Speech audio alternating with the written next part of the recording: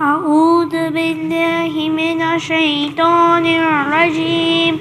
بسم الله الرحمن الرحيم. لا أقسم بيوم القيامة ولا أقسم بالنفس اللوامة.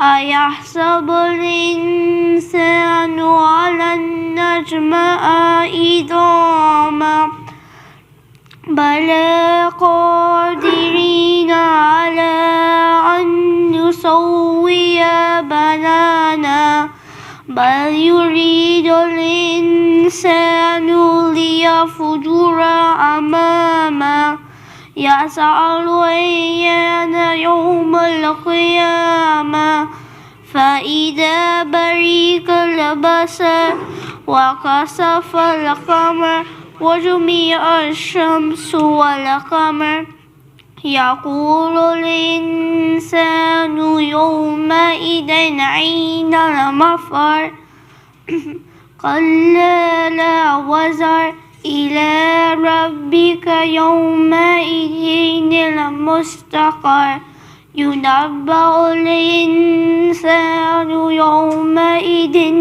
بما قدم وأخر بل الإنسان على نفسه بصيرا ولو ألقى معاذيرا لا تحرك به لسانك لتعجل به إن علينا جمعه وقرآنه فإذا قرأناه فاتبع قرآنه ثم إن علينا بيانا كلا بل تحبون العاجلة وتذرون الآخرة وجوه يومئذ نادرة إلى ربها نادرة ووجوه يومئذ باسرة تظن أن يفعل بها فاقرة كلا إذا بلغت التراقي وقيل من راق وظن أنه الفراق وتفت الساق بالساق إلى ربك يومئذ المساق فلا صدق ولا صلى ولكن كذب وتولى ثم ذهب إلى أهله يتمتع أولى لك فأولى ثم أولى لك فأولى أيحسب الإنسان أن يترك سدى ألم يكن نطفة من مني يمنى ثم كان علقة فخلق فسوى فجعل منه زوجين الذكر والأنثى أليس ذلك بقادر على أن يحيي الموتى صدق الله العلي العظيم.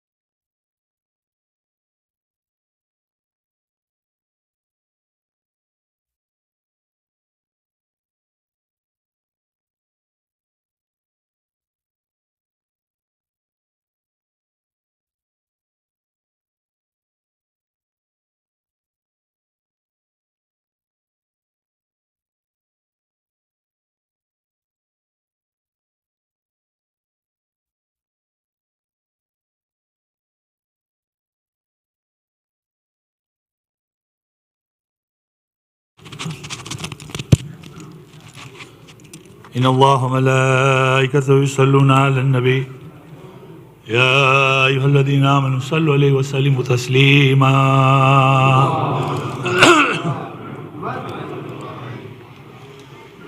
الله أكبر.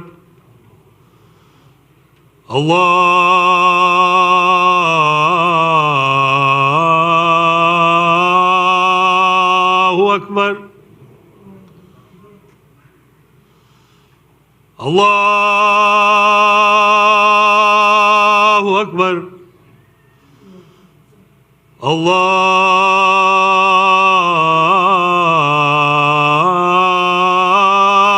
أكبر. أشهد أن لا إله إلا الله.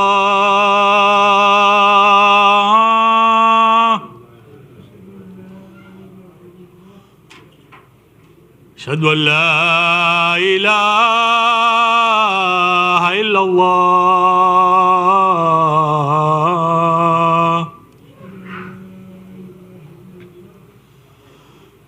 أشهد أن محمدا رسول الله. اللهم صل على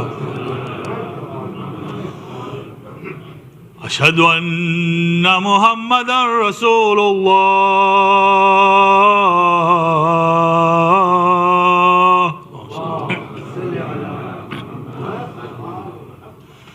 أشهد أن أمير المؤمنين عليا ولي الله.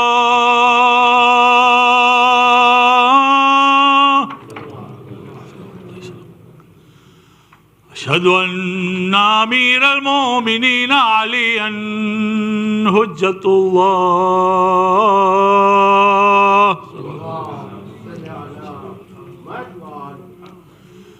هيا على الصلاة.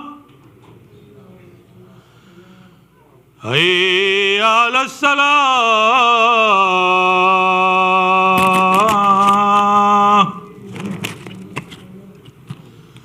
هيا على الفلاح.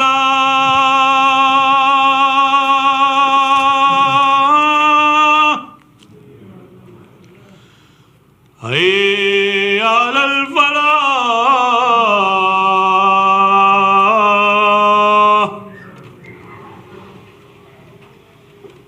هيا على خير العمل. هيا على خير العمل.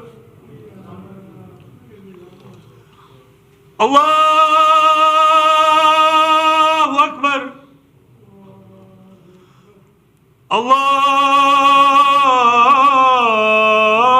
الله أكبر. لا إله إلا الله.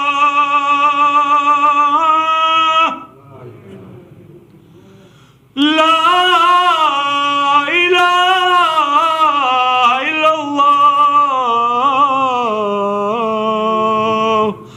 إن الله وملائكته يصلون على النبي يا أيها الذين آمنوا صلوا عليه وسلموا تسليما. اللهم صل. أحسنت ما شاء الله. اللهم صل على محمد. اللهم صل على محمد وآل محمد.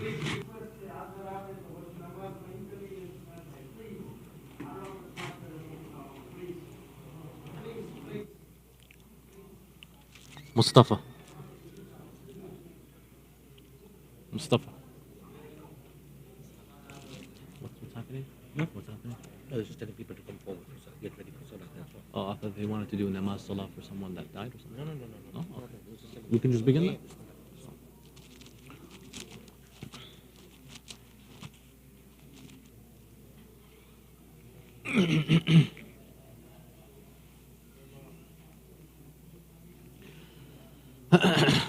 أعوذ بالله من الشيطان الرجيم. بسم الله الرحمن الرحيم. الله أكبر الله أكبر. أشهد أن لا إله إلا الله. أشهد أن لا إله إلا الله. أشهد أن محمدا رسول الله. اللهم صل على محمد. أشهد أن محمدا رسول الله. اللهم صل على محمد وعلى محمد. أشهد أن عليا ولي الله. أشهد أن عليا أمير المؤمنين بالحق حجة الله. حي على الصلاة، حي على الصلاة، حي على الفلاح، حي على الفلاح، حي على خير العمل، حي على خير العمل. قد قامت الصلاة، قد قامت الصلاة. الله أكبر، الله أكبر، لا إله إلا الله. أنوي نصلي لا إله إلا الله، أنوي نصلي صلاة المغرب قربة إلى الله تعالى. الله أكبر. بسم الله الرحمن الرحيم. الحمد لله رب العالمين الرحمن الرحيم مالك يوم الدين. إياك نعبد وإياك نستعين. اهدنا الصراط المستقيم صراط الذين أنعمت عليهم غير المغضوب عليهم ولا الضالين. بسم الله الرحمن الرحيم. قل هو الله أحد الله الصمد لم يلد ولم يولد ولم يكن له كفوا أحد. الله أكبر. سبحان ربي العظيم وبحمده. اللهم صل على محمد وآل محمد. سمع الله لمن حمده. الله أكبر. سبحان ربي الأعلى وبحمده. رب صل على محمد وآل محمد. الله أكبر، الله أكبر. سبحان ربي الأعلى وبحمده. رب صل على محمد وآل محمد. الله أكبر. بحول الله تعالى قوته أقوم وأقعد.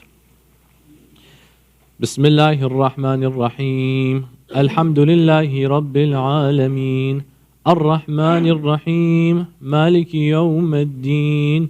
إياك نعبد وإياك نستعين. اهدنا الصراط المستقيم صراط الذين أنعمت عليهم غير المغضوب عليهم ولا الضالين.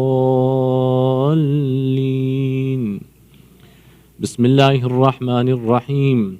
إنا أعطيناك الكوثر فصل لربك وانحر إن شانئك هو الأبتر. الله أكبر. اللهم صل على محمد وآل محمد. ربنا آتنا في الدنيا حسنة وفي الآخرة حسنة وقنا عذاب النار بمحمد وآله الأطهار. الله أكبر. سبحان ربي العظيم وبحمده. اللهم صل على محمد وآل محمد. سمع الله لمن حمده. الله أكبر. سبحان ربي الأعلى وبحمده. رب صل على محمد وآل محمد. الله أكبر، الله أكبر. سبحان ربي الأعلى وبحمده. رب صل على محمد وآل محمد. الله أكبر. الحمد لله. أشهد أن لا إله إلا الله وحده لا شريك له وأشهد أن محمدا عبده ورسوله. اللهم صل على محمد وآل محمد. بحول الله تعالى قوته أقوم وأقعد وأركع وأسجد. سبحان الله والحمد لله ولا إله إلا الله الله أكبر. سبحان الله والحمد لله ولا إله إلا الله الله أكبر. سبحان الله والحمد لله ولا إله إلا الله الله أكبر. أستغفر الله ربي وأتوب إليه. الله أكبر. سبحان ربي العظيم وبحمده. اللهم صل على محمد وآل محمد. سمع الله لمن حمده. الله أكبر. سبحان ربي الأعلى وبحمده. رب صل على محمد وآل محمد. الله أكبر، الله أكبر.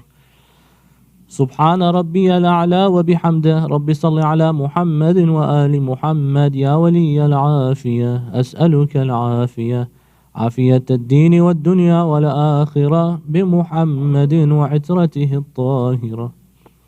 الله أكبر.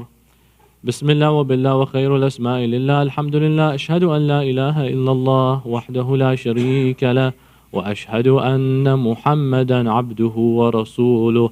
اللهم صل على محمد وآل محمد. السلام عليك أيها النبي ورحمة الله وبركاته. السلام علينا وعلى عباد الله الصالحين. السلام عليكم ورحمة الله وبركاته. الله أكبر، الله أكبر، الله أكبر. شكرا شكرا شكرا شكرا.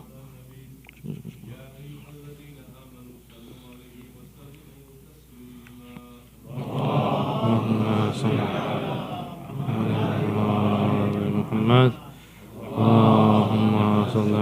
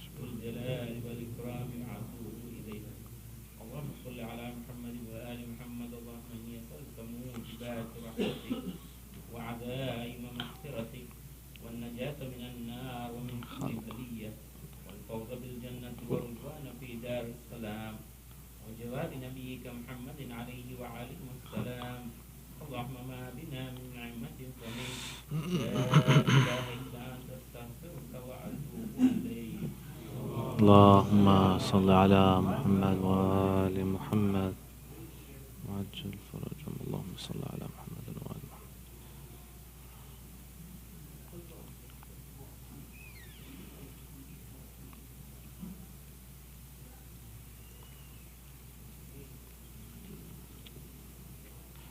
Could you take like over there standing up and just show people in Qanudid? Thank you, Habibi.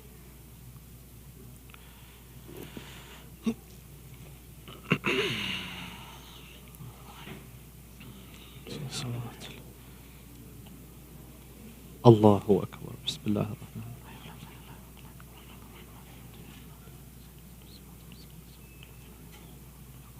بسم الله الرحمن الرحيم. الله أكبر. بسم الله الله.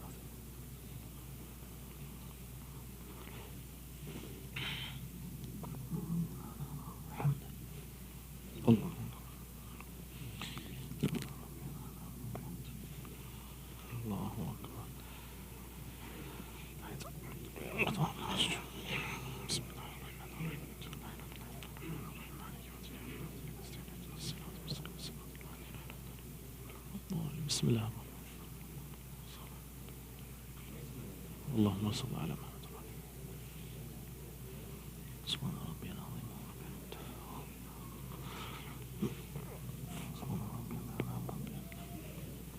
الله أكبر.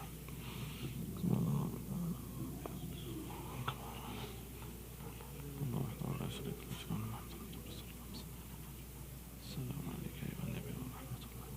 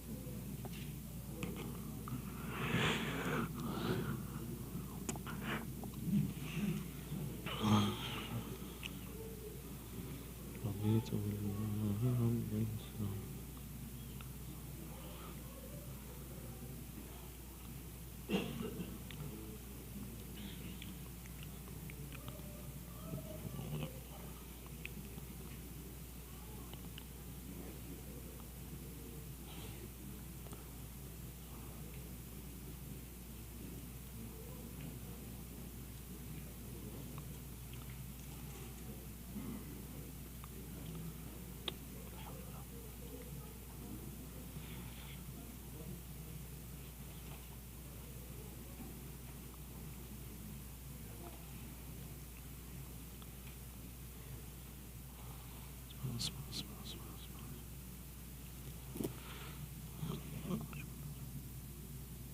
صل على محمد وآل محمد وعجل فرجهم.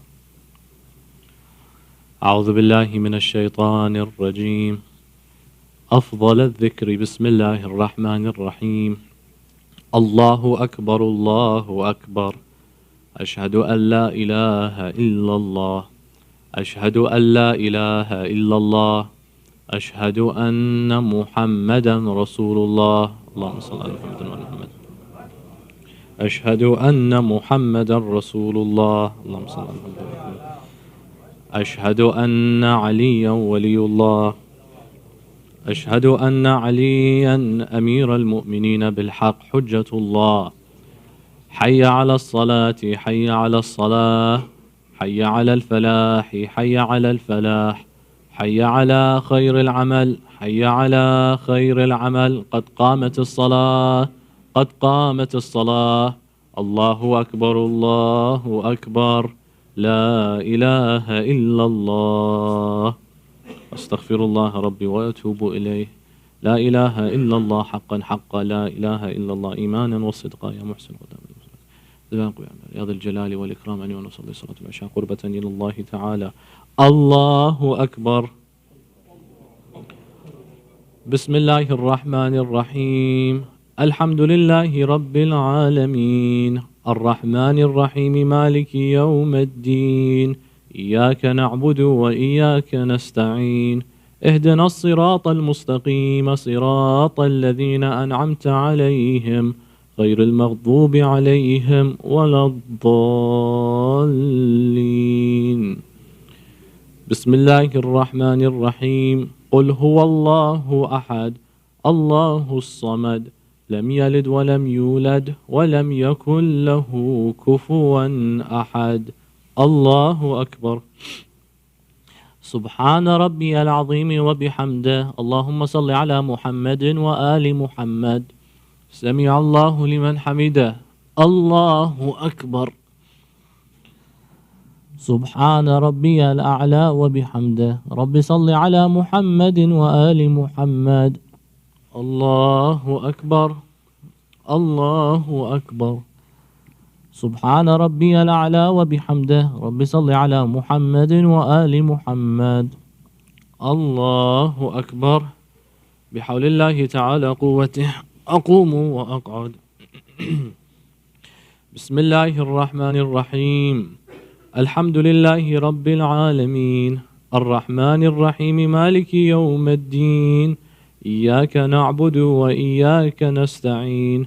اهدنا الصراط المستقيم صراط الذين أنعمت عليهم غير المغضوب عليهم ولا الضالين. بسم الله الرحمن الرحيم. إنا أعطيناك الكوثر فصل لربك وانحر إن شانئك هو الأبتر. الله أكبر. اللهم صل على محمد وآل محمد. رب اغفر لي ولوالدي وللمؤمنين يوم يقوم الحساب. رب اجعلني مقيم الصلاة ومن ذريتي أمة مسلمة لك. ربنا وصل على محمد وآل محمد. الله أكبر. سبحان ربي العظيم وبحمده. اللهم صل على محمد وآل محمد. سمع الله لمن حمده. الله أكبر. سبحان ربي الأعلى وبحمده. رب صل على محمد وآل محمد. الله أكبر. الله أكبر. سبحان ربي الأعلى وبحمده. رب صل على محمد وآل محمد. الله أكبر. الحمد لله. أشهد أن لا إله إلا الله وحده لا شريك له وأشهد أن محمدا عبده ورسوله. اللهم صل على محمد وآل محمد. بحول الله تعالى قوته أقوم وأقعد. سبحان الله والحمد لله ولا إله إلا الله. الله أكبر. سبحان الله والحمد لله ولا إله إلا الله. الله أكبر. سبحان الله والحمد لله ولا إله إلا الله. الله أكبر. أستغفر الله ربي وأتوب إليه. الله أكبر. سبحان ربي العظيم وبحمده اللهم صل على محمد وآل محمد سمع الله لمن حمده الله أكبر سبحان ربي الأعلى وبحمده رب صل على محمد وآل محمد الله أكبر الله أكبر سبحان ربي الأعلى وبحمده رب صل على محمد وآل محمد الله أكبر بحول الله تعالى قوته سبحان الله الحمد لله ولا إله إلا الله أكبر سبحان الله الله أكبر سبحان الله الحمد لله ولا إله إلا الله الله أكبر استغفر الله ربي وأتوب إليه الله أكبر سبحان ربي العظيم وبحمده اللهم صل على محمد وآل محمد سمع الله لمن حمده الله أكبر سبحان ربي الأعلى وبحمده رب صل على محمد وآل محمد الله أكبر الله أكبر سبحان ربي الأعلى وبحمده رب صل على محمد وآل محمد يا لطيف ارحم عبدك الضعيف يا خفي الألطاف نجنا مما نحذر ونخاف بمحمد وآله الأشراف الله أكبر الحمد لله أشهد أن لا إله إلا الله وحده لا شريك له وأشهد أن محمدا عبده ورسوله اللهم صل على محمد وآل محمد السلام عليك أيها النبي ورحمة الله وبركاته السلام علينا وعلى عباد الله الصالحين السلام عليكم ورحمة الله وبركاته الله أكبر الله أكبر الله أكبر شكرا شكرا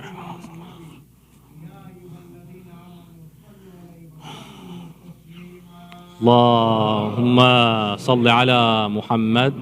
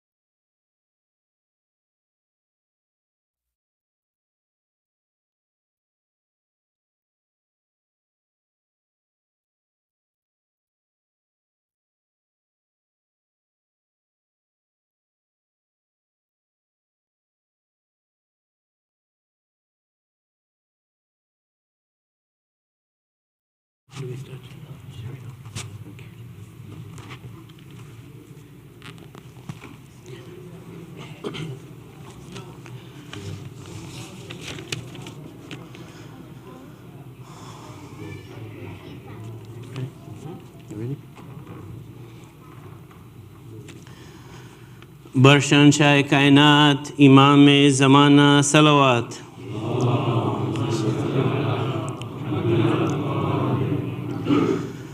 اکبر تمہیں معلوم ہے کیا مانگ رہے ہو،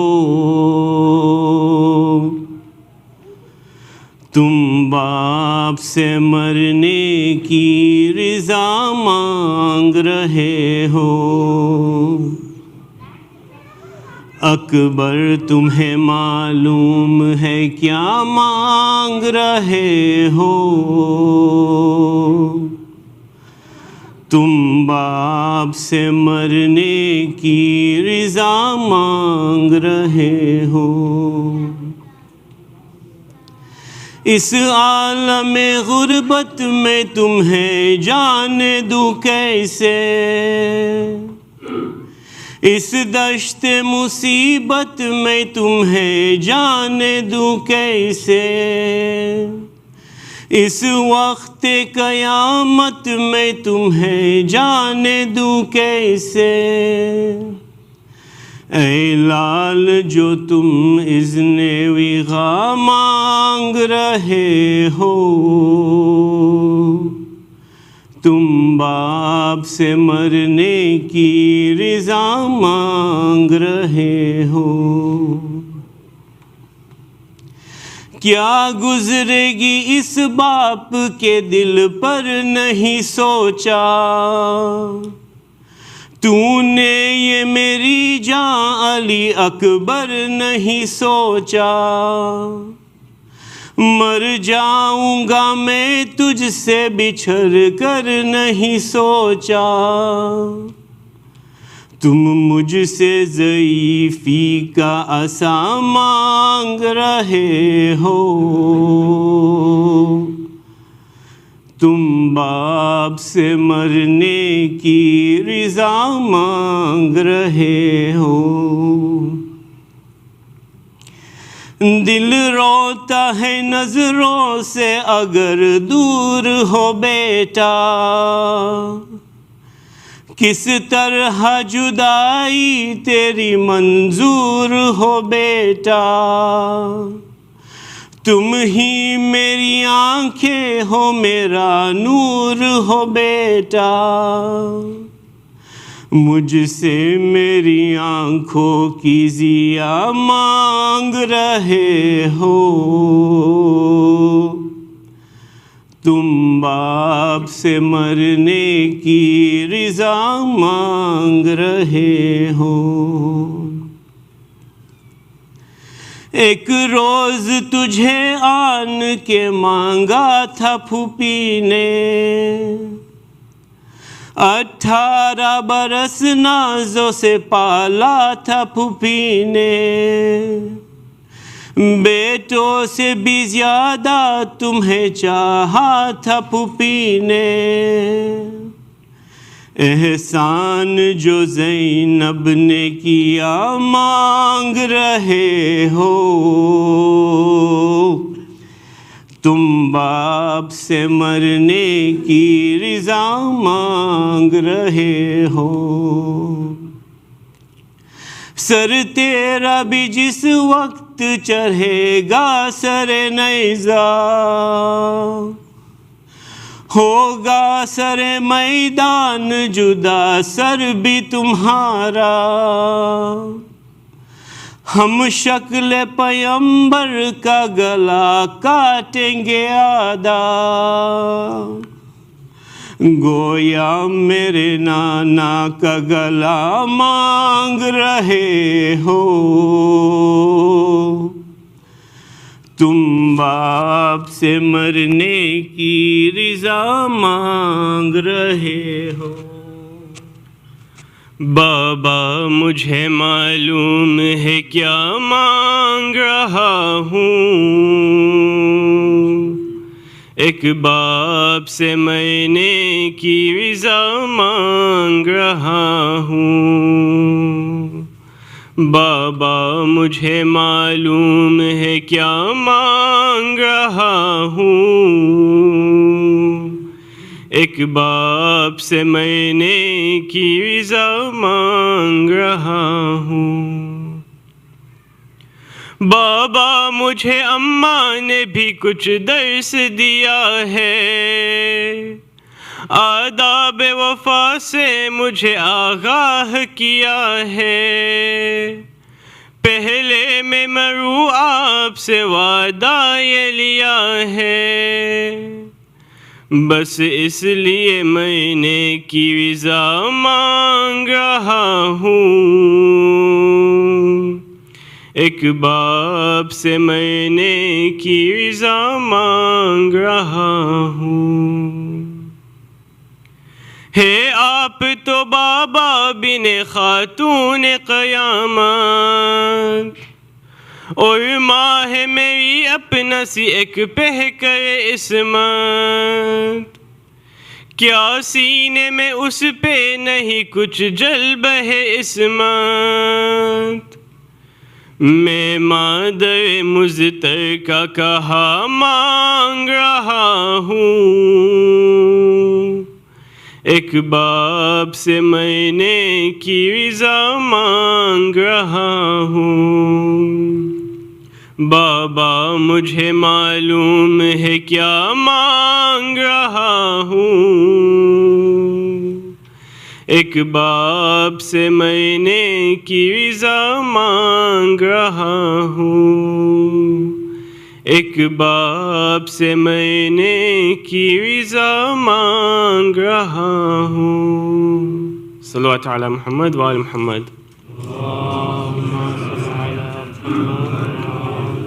رحم اللہ من قرأ الفاتحہ۔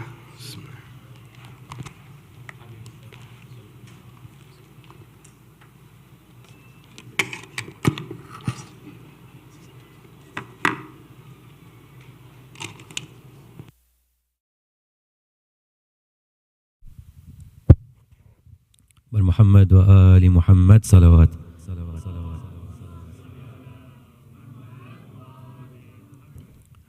Another loud salawat with your loudest of your voices. Ala Muhammad wa ali Muhammad.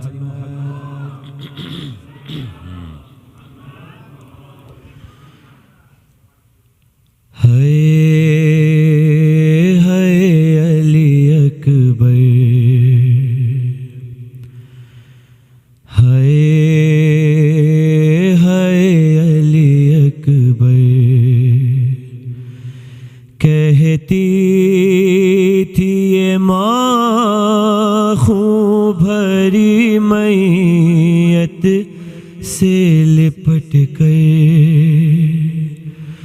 ہے علی اکبر، ساتھ میں پڑھیے انشاءاللہ، ہے علی اکبر،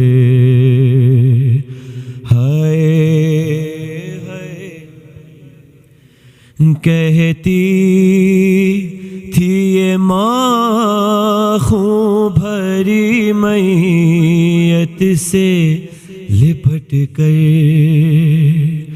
ہے علی اکبر، ہے ماں تیری جدائی میں بھلا کیسے جیے گی، مر جائے گی صغرا جو خبر تیری سنے گی، اب کیا کروں جی کر، ہے علی اکبر،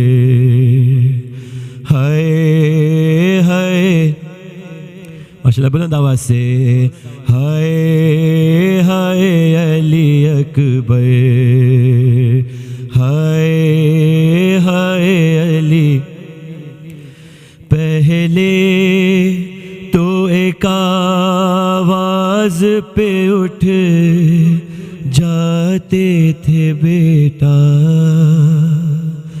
اب اتنی صداؤں پہ بھی پہلو نہیں بدلا،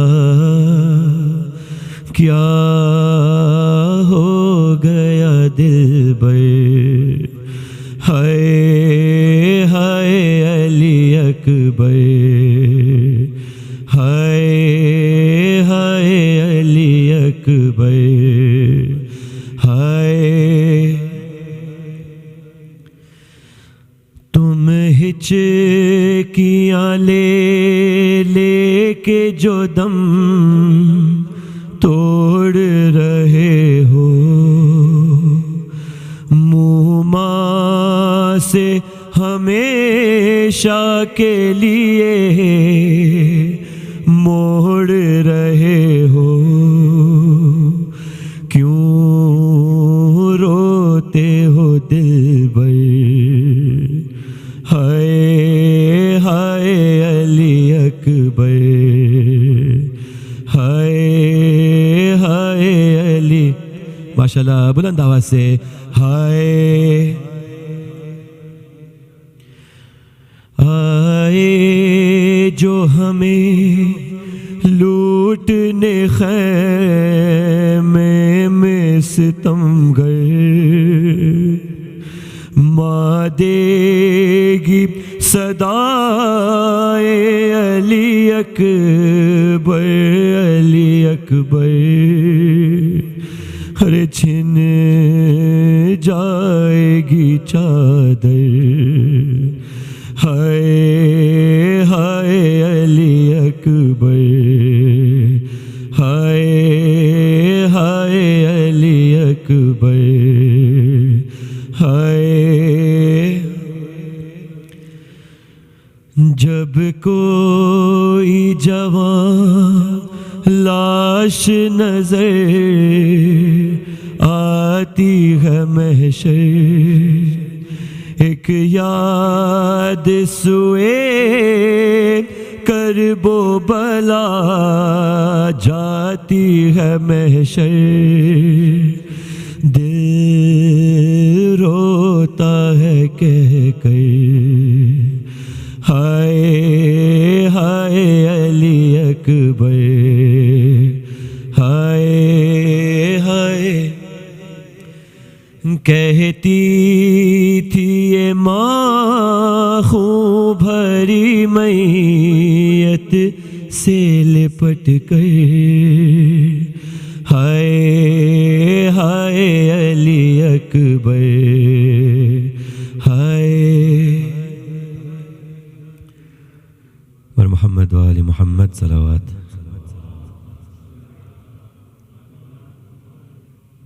ایک اور درود پڑھے گا محمد و آل محمد پر۔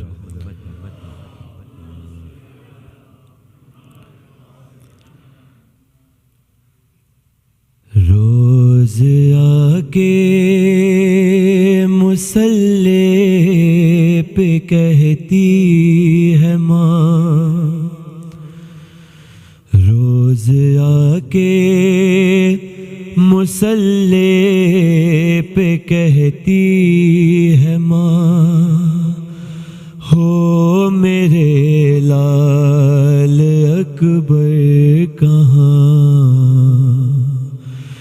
روز آ کے مصلی پہ کہتی ہے ماں، ہو میرے لال اکبر کہاں، تیرا نوحہ ہے میرے لیے یہ اذان، ہو میرے لال اکبر کہاں، ہو میرے لال اکبر کہاں، روز آ کے مصلی پہ کہتی ہے ماں، ہو میرے لال اکبر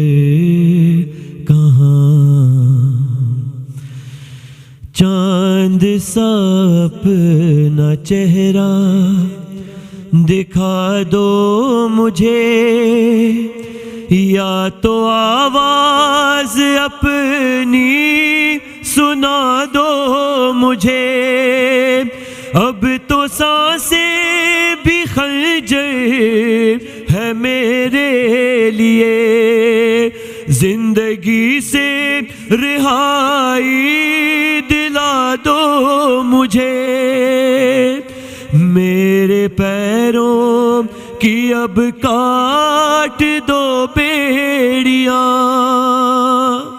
ہو میرے لال اکبر کہاں، ہو میرے لال اکبر کہاں، روز آ کے مصلی پہ کہتی ہے ماں، ہو میرے لال اکبر کہاں، روز عاشور جس دم یہ میں نے سنا، میرے اکبر کے سینے میں نیزہ لگا، غم کی برچھی بھی ٹوٹی اسی روز سے، ہاتھ اب دل سے اٹھتا نہیں ہے میرا، آ کے مادر کے دل سے نکالو سینہ، ہو میرے لال اکبر کہاں، ہو میرے لال اکبر کہاں، روز آ کے مصلی پہ کہتی ہے ماں، ہو میرے لال اکبر کہاں، ہائے زینب کی غربت بھلا نہ سکی، وہ برادر سے 70 قدم دور تھی، شمر گستاخی کرنے بڑا جس گھڑی، کہہ رہی تھی تڑپ کر یہ بنت علی، کند خنجر ہے پیاسے گلے پر رواں، ہو میرے لال اکبر کہاں، ہو میرے لال اکبر کہاں، روز آ کے مصلی پہ کہتی ہے ماں، ہو میرے لال اکبر کہاں، خون عابد کو کتنا، خون عابد کو کتنا رلایا گیا، بے ردا ہم کو بازار لایا گیا، تازیاں نے کبھی سر پہ پتھر لگے، اور کانٹوں پہ ہم کو چلایا گیا، کیسے کیسے ستم ہو گئے میری جان، ہو میرے لال اکبر کہاں، ہو میرے لال اکبر کہاں، روز آ کے مصلی پہ کہتی ہے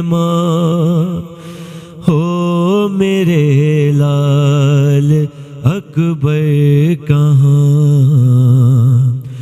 रोज आके मुसल्ले पे कहती है माँ हो मेरे लाल अकबर कहाँ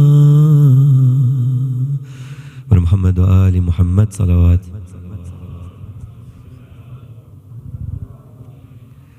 अल-फातिहा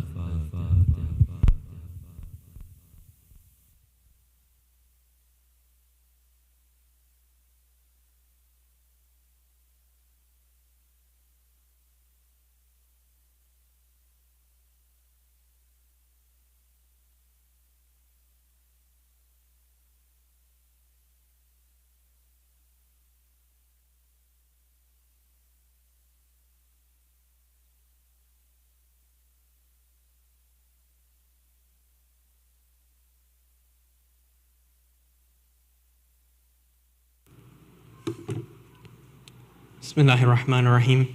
Sayyid Muhammad Hassan Alsheraa, Zakir Ashanaz Alidina, respected elders, dearest brothers and sisters in Iman, Assalamu alaikum, Jameen wa rahmatullahi wa barakatuh. Surah Fatiha is requested for all marhumin listed on the screen as well as all other marhumin. Surah Al-Mubarakatul Fatiha.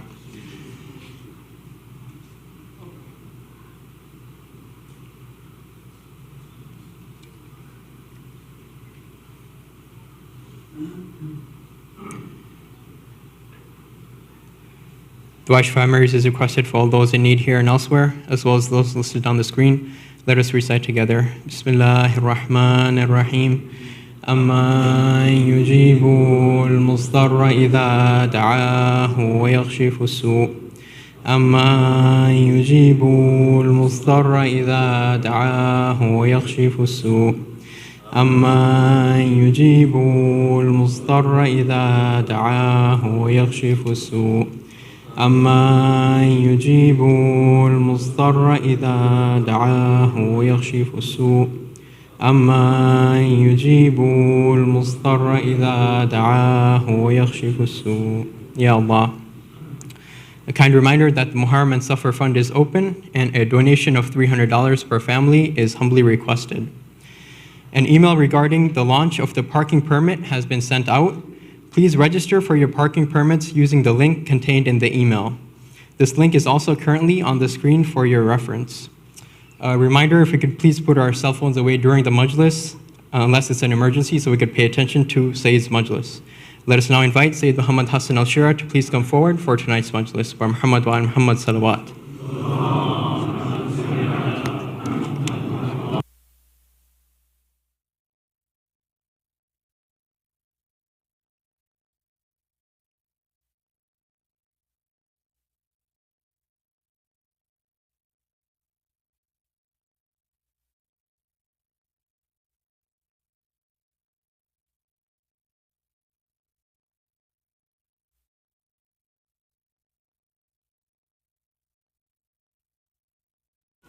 بسم الله الرحمن الرحيم صلوا على محمد وآل محمد.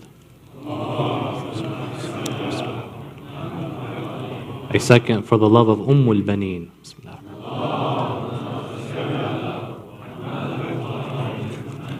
A third for the love of Ali al-Akbar with your loudest of voices.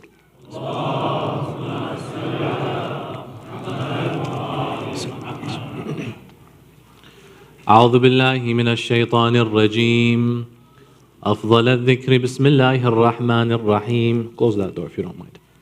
صلى الله عليك يا رسول الله وعلى روحك وبدنك الطاهرة. صلى الله عليك يا أبا عبد الله وعلى الأرواح التي حلت بفنائك. عليكم مني جميعا سلام الله أبدا ما بقيت وبقي الليل والنهار.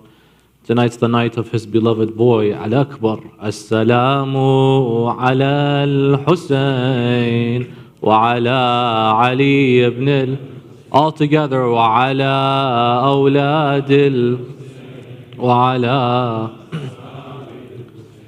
السلام عليكم يا شهداء كربلاء خصوصا سيدي ومولاي كفيل الهواشم قمر بني هاشم أبا الفضل العباس. السلام عليكم جميعا يا شهداء الحسين ورحمة الله وبركاته.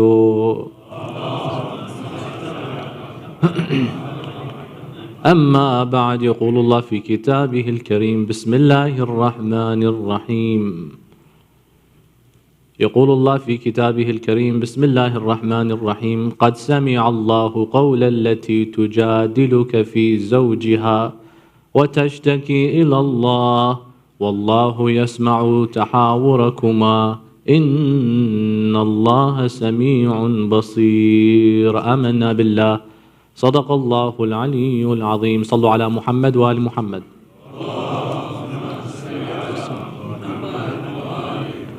My respected brothers and sisters, Assalamu alaikum wa rahmatullah.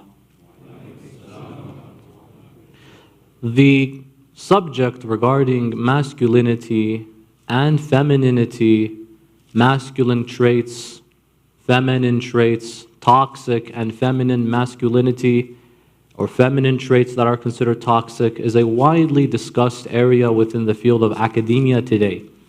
Academia, in the sense that people can graduate with degrees in gender studies these days. People are able to write dissertations, theses on the areas concerning the roles and gender roles and place and culture and orientation of the sexes that we observe today. And the development of these doctrines has seen a great submerge and wave within the pool of thought, of debate, of controversy. And us Muslims, we are no exception to the fact that Islam is held on the pedestal when it comes to discussions concerning masculinity and femininity. One big area in these fields is the role that religion plays with regards to gender roles. Many times our roles within our social, communal, and home life revolves around what our religion tells us the gender should do. And there's a wide discussion regarding to reevaluate that in the 21st century, because time has evolved.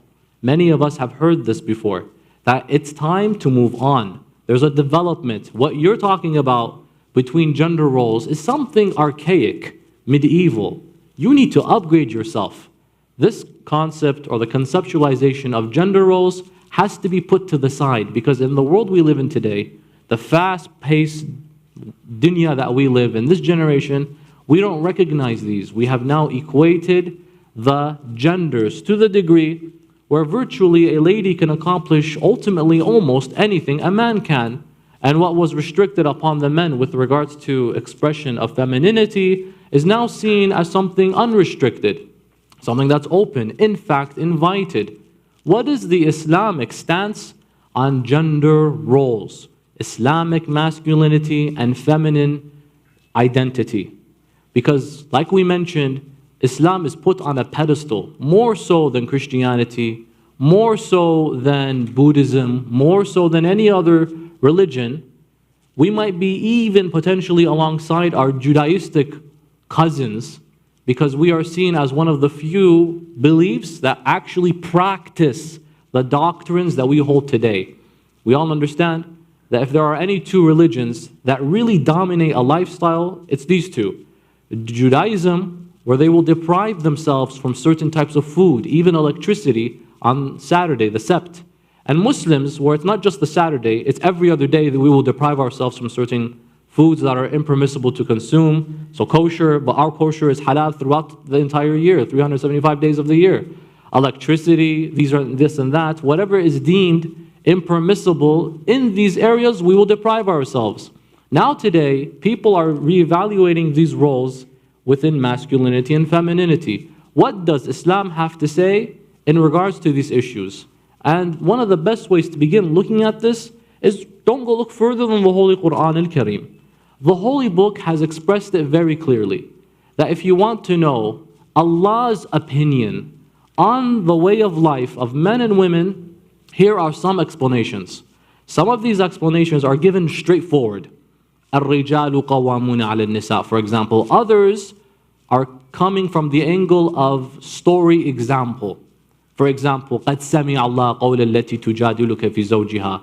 The conclusion is the same. You as a man, you have a responsibility. And you as a lady, you also have a responsibility. Obedient, pious, and devout to Allah subhanahu wa ta'ala, you have to maintain these areas. In Islam, we notice that God brings about several examples. Whether He speaks straightforward or He provides stories. For example, we might look at an incident within Islamic history where Allah found it necessary to document a moment that might come across as very simple in today's standard, but He named an entire chapter about it. In chapter 58 of the Holy Quran, we have a chapter many have overlooked called Sura Al-Mujadala. This chapter, the title of it literally means the lady who complained. This chapter aims to discuss the relationship between a man and a wife when the wife is subject to abuse emotionally from her husband. This aims to show us that there's a role the husband plays, that you need to provide emotional, physical, intimate, social, and mental support to your wife. And if you do not, then Allah found it necessary to reveal in chapter condemning such behavior. There was a lady by the name of Khawla bint Tha'laba. She was a companion of the Holy Prophet of Islam, and she was married to an individual who did not give her attention. She wanted his attention, she wanted his place in her life, but he would always look at her as someone that he didn't find any interest in. Many times, many men were excited at the beginning of the relationship. After a few years, that spark cools off, that fire goes away. And so this lady sees that her husband's not giving her any attention.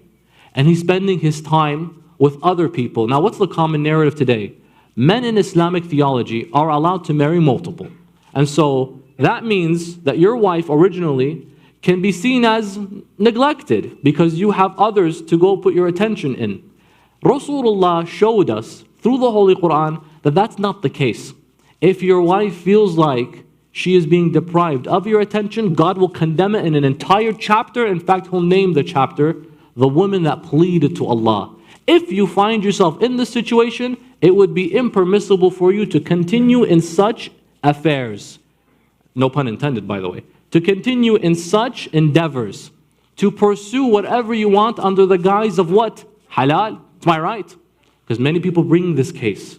It's my right. Allah made it halal. But the Quran also speaks about وَعَاشِرُهُنَّ بِالْمَعْرُوفِ and live amongst them with what? With reason. Bil-ma'ruf, the etymology of that word, urf, social reason. Socially, is what you're doing accepted? No, it's not. You go from one person to the next person to the whatever, under the guise of Allah gave me the Sharia, and you're violating an entire family institution that Allah reveres so much, He calls it half of your deen. Half of your deen is that poor woman that you neglected at one point. And by the way, the men are not the only perpetrators here. Sometimes they're the victims. Sometimes they are not subject to the attention that they want from their spouses as well. And so in this situation, he is on the receiving end. Many people don't speak about that. I mean, if the modern discussion today is equality of the genders, where's our equality when the guy's on the receiving end of not getting the comfort he wants, not getting the attention necessary, not feeling like he is validated? But these are areas of other fields. The common issue today is not that. It exists. But the common issue is when the weaker of the two, physically, women are very powerful, but physically you might have the advantage. So you can rule with an iron fist and she doesn't know what to do in that situation. In that relative situation, God revealed a chapter. You're allowed. There are circumstances, and by the way, our maraj' today have given their 2 cents in this case. Ayatollah Sayyid Ali Sistani, one of the only maraj', by the way, who says if you seek a temporary relationship while you are in a permanent relationship, and many will say, why are you bringing this up? It's the biggest deal in America, believe you me. It's the biggest deal here. Why? Culturally, it's motivated. Culturally, you're considered a what? A G. You're considered a boss. You go around, you sleep around and whatever. The inverse with regards to promiscuity is considered for the sisters or a lady that goes from one, even if it's a halal relationship, from one relationship to another under the halal means, well, she's corrupted at that point. That's haram. Sayyid Ali as-Sistani, may Allah prolong his life, says if you want to establish another relationship while you are in a permanent one, you have to get her permission. Now what woman's going to say yes? You have to get her permission. Why? He sees that the institution of marriage is so valuable that if you were to go open another one without her knowledge and permission, it would violate the sanctity. Then that sanctity is more awla to be protected than your desire and your haqq to go find another relationship. That's a big deal. That's a big deal. Because there are two things, and this is a study in the field of usul al-fiqh called bahth tarattub. When you go and study in Islamic seminary, there's a concept called tarattub, meaning important and more important, muhim and aham. He's like, it's important that you exercise your rights as a man. You have every right to do what Allah has allowed you to do. But what's more important is you maintain the sanctity of your current relationship. Muhim is that you exercise your rights. You're right, you're allowed to do what you want to do within the parameters of Sharia al-Islamiyya. But the aham, the more important is what? That you don't tarnish an institution that God sees as your entire deen, for goodness sake. That is more important. Come to the view of that particular marja and scholarly interpretation, he says get her permission first because the institution is contingent on whether or not you get her approval. These fields of gender studies are not discussed, unfortunately. Why aren't they discussed? You know what they do discuss? We discuss sometimes that the man can marry multiple and the poor woman, whether she likes it or not, she has to shut up. We discuss that there are some fringe interpretations on physical discipline. Interpretations regarding chapter 4 verse 34 that وَاللَّاتِ تَخَافُونَ نُشُوزُهُنَّ فَعِظُهُنَّ وَهْجُرُهُنَّ فِي الْمَضَاجِعِ وَاضْرِبُوهُنَّ. These are verses in the Holy Quran that seem to discuss a type of discipline from those of your spouses, O believing men, whom you fear some form of indecency. Then open up and talk. If that does not suffice and is not sufficient, then separate your bedding. Let there be a distance so that maybe one misses the other's company. It's like, okay, let's make this up. Let's see what's going on here. Let's let bygones be bygones. If that doesn't work, there's the interpretation of وَضْرِبُوهُنَّ. And the scholars have debated. Ya Allah, how much have they debated? Does it mean beat? Beating doesn't fit with the whole pattern of the Quran of diyah, that you will owe blood money if you actually hurt someone. Then what kind of a beat can I do where I don't actually hurt them? You have to pay blood money if the skin turns as pink, as little as pink. I owe them like money at that point. If I hurt someone by pinching them. In the fiqh today, open any minhaj al-salihin from any of our maraji'. Open the minhaj al-salihin of Shaykh al-Tusi. No, forget Shaykh al-Tusi, of Imam al-Sadiq. Open any one of these. The fiqh works. If you turn the skin pink, there's a fine you have to pay. It's called blood money. Diyah. You owe this blood money. Then, how can I physically discipline without making sure the skin doesn't turn pink? So what am I doing at the end of the day? Is that even a beat? So then there's another interpretation we have to entertain. There are other ahadith Rasulullah explains that maybe perhaps the daraba could also mean some form of discipline that involves potentially a distancing. You know, people like to say we're going to see, you know, moving on a little bit, etc. before entertaining divorce. These are all fields within Islamic thought. But in modern gender studies, within academia, papers are written that Islam is a religion that allows for the physical disciplining of one spouse, which is not right. It is not fair. Yeah, we have other proposals, other suggestions. When you culminate all of these point of views, you really do get a misogynistic religion. I admit. You really do get a misogynistic religion. When all you do is on purpose, you look for these fringe interpretations. And without even opening up the world of tafsir, you just become a scholar bil-ra'i. Tafsir bil-ra'i, in your own opinion. I'm sorry, who are you? Because last I checked, we have a grand marja' who told us that seek first a permission here, look at alternative views here. Islam says what? The Quran says, وَعَاشِرُهُنَّ بِالْمَعْرُوفِ, live within reason. So now we have a narration that says, and this is ijma', by the way, this tradition is very well accepted. And it does make a lot of reasonable sense that the wife has to be obedient to her husband, and the husband needs to be obedient to his wife as well, and that they do not violate each other's rights. But in that situation, what if the husband has an opinion that the wife doesn't like, and in that moment, she feels her rights are being violated. When her rights are violated, she's like, well, the Quran said I need to be obedient to my husband. Of course, I mean, who else are you going to be obedient to? The neighbor, the this or that, the husband. You've decided to be in a relationship with this man, and he's also obedient to you. But what if he says you are not allowed to leave the house? I'll pull a hadith, and I'll say, here, the angels do la'na until you get back to the house. Oh, you're in trouble. Where's your non-misogynistic deen all of a sudden? How do you explain that? You look in the Holy Quran and live among them with reason. I hear a complaint one time that I heard regarding a lady who says, my dad is sick and I need to visit him and my husband deprived me of visiting him. Why? Because this is my right. What if I need to have you by me to entertain that intimacy which is my right? Which indeed it is his right.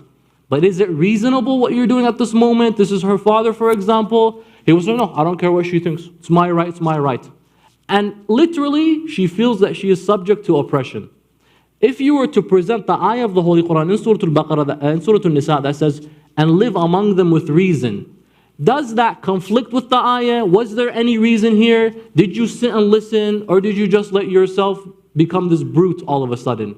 Some will say that that ayah nullifies all areas of unreasonable injustice and oppression.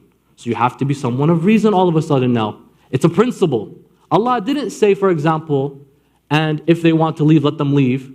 Or, and if they want to go and just change something that they want to change, but they have to leave the house, then let them go. Allah is not going to list every single reason, otherwise the Quran will become volumes on volumes. He gave you a principle. When this principle is violated, you have stepped your boundaries. In this example, we find chapter 58 of the Holy Quran. Surah Al-Mujadila. Yani a lady complained to Allah. Allah's like, you know what? Ayah of the Holy Quran? No. Chapter of the Holy Quran. Khawla bint Tha'laba, her husband did not give her the attention she deserves. What? What did he not give her? He protected her. He gave her money. The Quranic ayah beautifully says, chapter 4, verse 34, الرِّجَالُ قَوَّامُونَ عَلَى النِّسَاءِ. Men are the maintainers of women in areas of protection and finances. Yes, gender roles exist. I admit they exist. Is that so bad? In the labor-intensive world today, have your wife go and work for you while you just sit and lounge and you're capable of working? That's effeminate of a man. That's a disgrace to your own masculinity. Yeah, let her work while I just sit and relax. Now, it's all circumstantial. Maybe the man is unable to, not capable of. And in that relative household, the dynamics have to change. Okay, that's circumstantial. وَعَاشِرُهُنَّ بِالْمَعْرُوفِ. The urf here dictates that the guy is unable to contribute. Therefore, we completely reason with that. But if you have full capability, no excuse, and you're letting your woman work in these areas, in these streets, while you are fit, Allah has blessed you, you have rizq, oh, she can. Who am I going to stop her? But she's working double time for your laziness. Be a man, go out and maintain her by making sure she doesn't have to if she doesn't want to. If she has to, it's a different situation. Maybe you're unable, maybe you're unfit. Finances are not so well, Corona hit, this and that, we both have to get a job.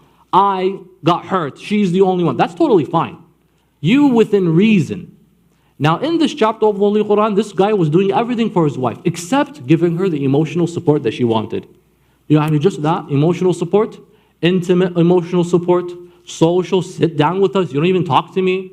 He would then say, you are like my mother's back to her. And that was a big insult. Zihar, and this word is used in the same chapter. He's like, to me, you are like the dhahr, the back, of my own mother. There's nothing exciting to that, so I'm just going to not bother with you. She's like, why would you do that? He's like, I give you everything you want. Khalas, what do you want from me? She's like, no, but that's a disgrace to me.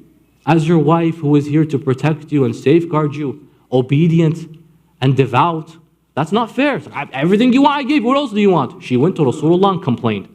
No one would hear her complaints except Rasulullah. Listen to this. Rasulullah, with all his glory and majesty, God's final messenger, makes this time. Here's a lady complaining about the relationship in her house. She's not a victim of abuse, physical abuse. Emotional she is though. And many of us have neglected that. We always tend to look at, if you put your finger on my daughter, watch, I'm going to take her back suddenly from that household. Or if you decide to be rude and abrasive, What about when he is being neglecting to her? When he is being complacent? Is that not a big deal? We only look at one form of abuse, not the other. She's emotionally abused. Hey, she doesn't get enough attention from him. Many people say, oh, who cares?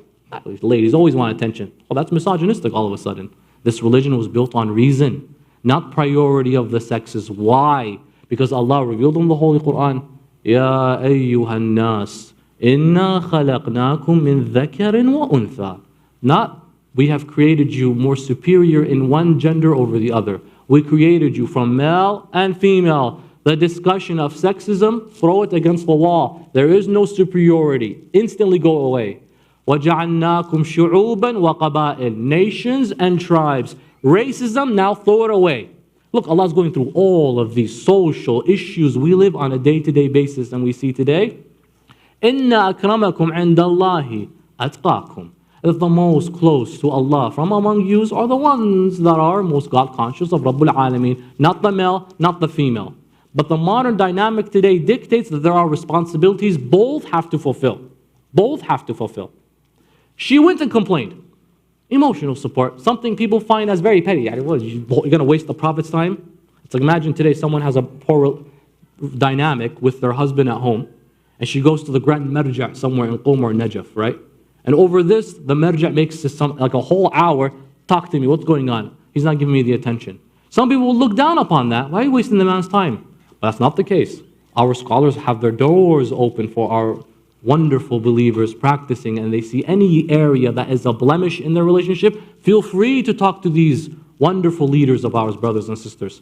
The Prophet of Islam was that example. He looked at her and he said, Ya Khawla bint Tha'laba, go back to your husband and tell him right now, the moment Allah has revealed the chapter 58 of the Holy Quran, called the chapter of the lady who complained. Don't think no one heard you.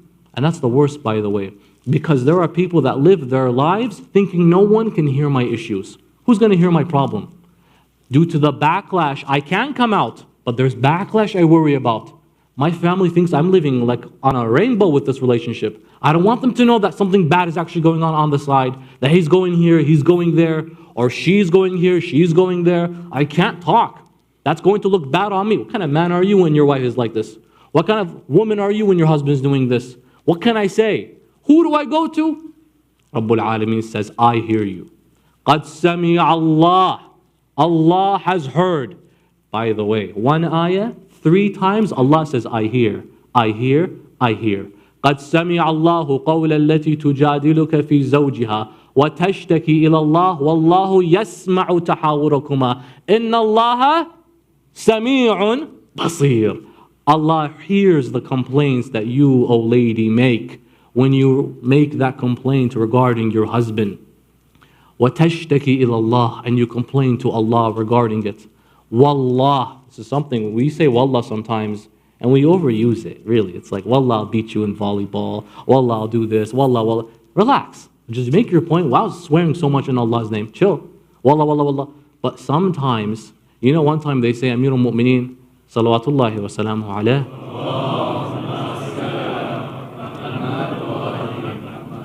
had an issue raised against him. His shield was taken by a Jewish man at that time. And the Imam said to him, you know, that's my shield that I use in war. He's like, no, it's mine now. He's like, okay. He's like, how about you prove it's your shield? The Imam took him to court, basically, at that time. And the Imam was the Khalifa. And the Qadi was like, what are you doing? Ya Ali ibn Abi Talib, Ya Amir al-Mu'minin, why do you come to the court? Just get rid of this guy. You're the Khalifa. He's like, la, there's an order in my system. Let's go through the justice system like anyone. I'm not above the law like this. Look at Amir al-Mu'minin, subhanAllah. There's a system, we have to follow the order. I'm not going to be this whole dictator. It applies to you, it doesn't apply to me. Let me go through the process. He's like, okay. In the Islamic court of law, we need to swear by the Quran first, by Allah first. Imam Amir al-Mu'minin said, no, it's not necessary. It's like, why is it not necessary? He's like, nah, this is a petty thing to say wallah for. So man, you're going to court and to say wallah in that situation, Amir al-Mu'minin sees it as not necessary. Then what about all these other situations many of our guys use wallah, wallah for? If you find yourself in court, Ahlul Bayt say it's not necessary, it's not that big of a deal to invoke Allah's name. That's a big deal. It's like life or death in that situation. Oh, it just took my shield. So we have to stop using Allah's name in vain. But what about when Allah says wallah? That's an even bigger deal. Like, I don't even know the word big works in this situation. Magnanimous, where mercy is at the pedestal. That's called magnanimity, magnanimous behavior. Wallahu yasma'u tahawurukuma. Don't think you are a neglected woman in your home. Your husband just takes you and deals with you and manipulates you, and makes sure that he is the one that has the power and no one can even hear you complain. I hear, I hear, I hear. Because Inna Allaha Sami'un Basir. Because I am all hearing, all seeing, and I even see what's going on. At that moment, Rasulullah approached her husband and he said, you have to stop saying these words to her. You are like my mother's back. No, give her her attention. وَعَاشِرُهُنَّ بِالْمَعْرُوفِ. And I wish gender studies today would focus on these areas. No, they don't. You know what they focus on? They'll find the Islamic expert who goes on Fox News and he says, let me tell you about that religion. That religion doesn't even know Arabic. And he starts explaining to me what my religion is all about. Well, mashallah, when did you become an Islamic scholar of the highest caliber, and you guys neglected all these other ulama, mashallah, and you went to that guy who thinks that when you die there are 72 waiting for them, and that hadith is non-existent. Yani, for the love of God, if you're going to have someone speak about Islam, how about you be a scholar of Islam? Isn't that common sense? I want to bring someone to talk about the crisis of the pandemic. I get a conspiracy theorist who has no knowledge in infectious diseases, and he's going to speak about I'm not going to listen to that. And why am I bringing people who hate Islam to talk about Islam? So what does that mean on our end? You have to be more active as a Muslim. You have to work today. Today, don't let other people speak on your behalf. You speak. If you remain silent, they will speak for your sake. And if they don't even speak, bad Muslims will speak for your sake. How many people saw the atrocities that happened in Iraq in 2014, the atrocities in September 11, and fell victim into thinking that that was what Islam really is, because they had the loudest microphones. You should have a loud microphone. Where do you live at the end of the day? You live in a place, alhamdulillah, where you're given the opportunity to voice your opinion. This is literally called the freedom of bloody speech. Speak. Don't let those speak on your behalf. But you know what you have to do first? You have to learn. You have to educate yourself. Woe on the one who thinks they know and begins to speak. Not know. Begin knowing. Learn, then talk, such that when you're confronted with you misogynistic, your prophet did this, your prophet did that, you could give a reply. Stop being at the receiving end. Stop being a victim of Islamophobia academically. You know, there's actual terrorizing people, and then there's academic terrorism. We're more victims of academic terrorism than we are of the alternative. The narrative, the Battle of Karbala, wasn't just in the 61st year after Hijrah, on the 10th of October. It's happening today. But it's not with swords. You know what it's done with? Microphones, pens, and media. That's the playground, and that's the battlefield. Who is in charge? Who is making more effort? Who has the bull by the horns? That's where the ma'rakah is. That's where the war is now. It's still happening. I remember there was a nice description that showed one of these Iranian painters, mashallah, they're very talented, where, you know, Hassan Al-Amin, the man who paints the Renaissance-esque paintings of the Ahlul Bayt these days, that we're seeing them, very beautiful paintings. He painted a piece that really struck me personally. He drew a picture of Imam Al-Hussein alayhi salam laying down wounded, salamullahi alayh. And the enemies holding swords, arrows, spears, microphones, and pens. Because that's the war we're dealing with today. Who has the biggest voice? You control the narrative. That's not why, it's not a surprise why we see the likes of even Lady Zainab outspoken. No, I'm going to control the narrative. Just because you are the loudest voice, I'm going to be more dominant than that. We see this chapter of the Holy Quran show us that even in this situation that people see as very fickle, minor, and petty, Allah hears it. Do not think that that woman's complaint in the back of the room where she has nowhere to go, and she literally has Allah is on her side. When Allah is on your side, nothing can destroy you. But when Allah is not on your side, no matter how strong you are, no matter how safeguarded you are going to be finished. If you think you are the most strong, if Allah is not with you, you're worthless. And if you are the most weak and frail, so long as you got Allah with you, nothing can shake you. Even some of these quotes I hear today, I even see some people tattoo them. I'm not advocating for that, but I think these are some beautiful quotes. Don't tell God how big your problems are. Tell your problems how big your God is. Ya Allah, I don't care why state, how I am, how I'm feeling. If this is in your rida, I win at the end of the day. Because even if I'm struck in the mihrab of Masjid al-Kufa, I am the victim, I still say fustu. I won. وَرَبِّ الْكَعْبَةِ. Even if I'm laying down in the sands of Nainawa, I still say, raising my hand over my brother who had just given his life, Allahumma taqabbal minna hadhal qurban. And on a day like today, the most chivalrous, upright, proper masculine example where he maintained the equilibrium of that beautiful balance, social, familial, and to the community, Aliul Akbar does it like no one else, subhanallah. This man, subhanallah, born in the 33rd year after Hijrah, was about 7 years old when his grandfather, Abul Hassan Amir al-Mu'mineen, was martyred. We're making him 28 years old in Karbala. Aliul Akbar. There was a moment, Umar ibn Sa'ad says, where are the cousins of Yazid, Amir al-Mu'mineen? Let them come, let them come. We will offer them sanctuary. Ali Akbar says, is this foolish man talking to me? Me? Because he understands the message. What is he saying to him? Ali Akbar is the culmination of two very prominent families. Banu Thaqif, because his mother is Layla bint Abi Murrah bin Urwa bin Mas'ud al-Thaqafi. Banu Thaqif, renowned family, we can think of many Thaqafis. Then from her maternal side, she's Layla bint Maymuna bint Abi Sufyan ibn Harb. Yani Layla's uncle is Muawiyah. Layla's first cousin, Yazid ibn Muawiyah.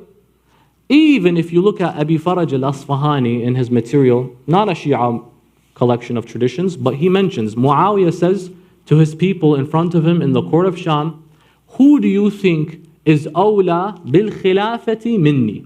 Who do you think deserves the khilafah more than I do? Who do you guys think?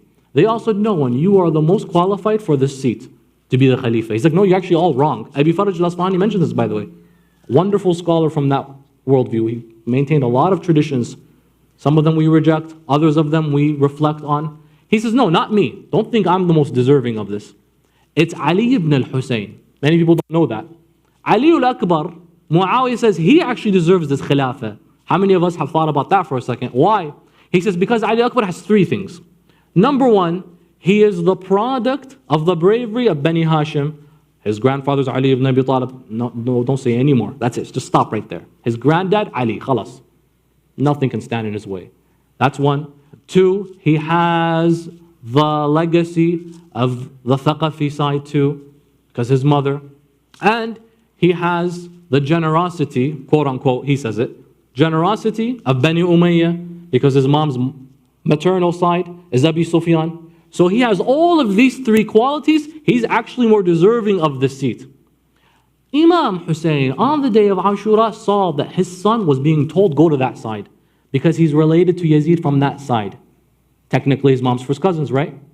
So in that situation, they said, we'll give you asylum, amnesty. Yazid, it'll be difficult to have you killed. He doesn't want a relative of his killed. Come, leave your dad. Ali al-Akbar was so enraged. You ask me, you have the nerve to say, leave my dad alone and go with Yazid and have him murdered. Who do you take me for? He was so engulfed with rage. That is why he was the first from the family to fight. How mad was he? How dare you come and tell me, abandon my dad because of family relationship that is worthless to me. Ali al-Akbar, when he went out to fight, Imam Hussein raised his hands. Tab'an, he actually tried to get his dad's permission. He couldn't speak about Abdullah. The companions, he says, may Allah be with you. Tawakkal ala Allah. Ma hiya illa al-Jannah. A few moments, Jannah will be there. For Ali al-Akbar, silent. Who can send their firstborn to war like that? And Ali al-Akbar is his self, is his nafs. It's hard. So Ali al-Akbar says to his dad, let me go. Let me at them. How dare they speak to me that way and speak to you that way? In a few moments, inshallah. if you can bring those back. He says, how dare they speak to me? Inshallah, the lights. Sallu ala Muhammad wa ali Muhammad. Says, how dare they speak to me that way? Offering me protection and leaving Aba Abdullah. I want to be there. Let me be first. Imam Hussein says, quiet. He considers the silence of his father as acceptance. Some of us might remember even the marriage proposal to Lady Zahra, and Rasulullah sees Amir al-Mu'mineen offer, and then he sees that Sayyidah Zahra is quiet. And what does Rasulullah say? Sukutuha ridaha. Her silence is her acceptance. Imam Hussein stays silent. Ali al-Akbar interprets that as a yes, but he doesn't have the heart to say go.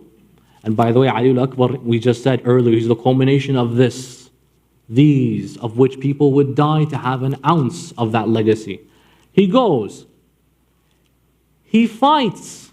As he goes, Imam Hussein raises his blessed hands to the heavens and he says, Allahumma ishhad ala ha'ula al-qawm faqad baraza ilayhim ghulam ashbah al-nas bi rasulik khalqan wa khuliqan wa mantiqa. Oh Allah, bear witness upon these people that the most to resemble your Prophet Rasulullah Muhammad has just went out to fight them. The most to resemble your Prophet in his physical attributes, in his qualities and characteristics, and in his mantiq and logic and vision. Physical, characteristics, qualities, and mantiq and logic. Aba Abdullah says these are three things he has, no one else has. Ali al-Akbar, the most to resemble Rasulullah. We see in the hadith that one day a Christian man came to Medina al-Munawwara and he wanted to embrace Islam. The people in Medina said, you are not allowed to come to the masjid of Rasulullah, even though that's not the right rule, by the way. Rasulullah, remember, he brought Bani Najran, the Christians. Rasulullah was open to discuss with other people from other religions. The Imam al-Sadiq discussed with atheists. Rasulullah discussed with these people. They said, no, you're not allowed. The guy said, no, I am Muslim. I became Muslim in my dreams, the Christian man says. They're like, what do you mean in your dreams? He's like, I dreamt, I'm a Christian, I'm a devout Christian. I love Isa ibn Maryam. But somehow in my dream, one day I saw Jesus came up to me, said to me that you think you're a Christian? I'm Muslim.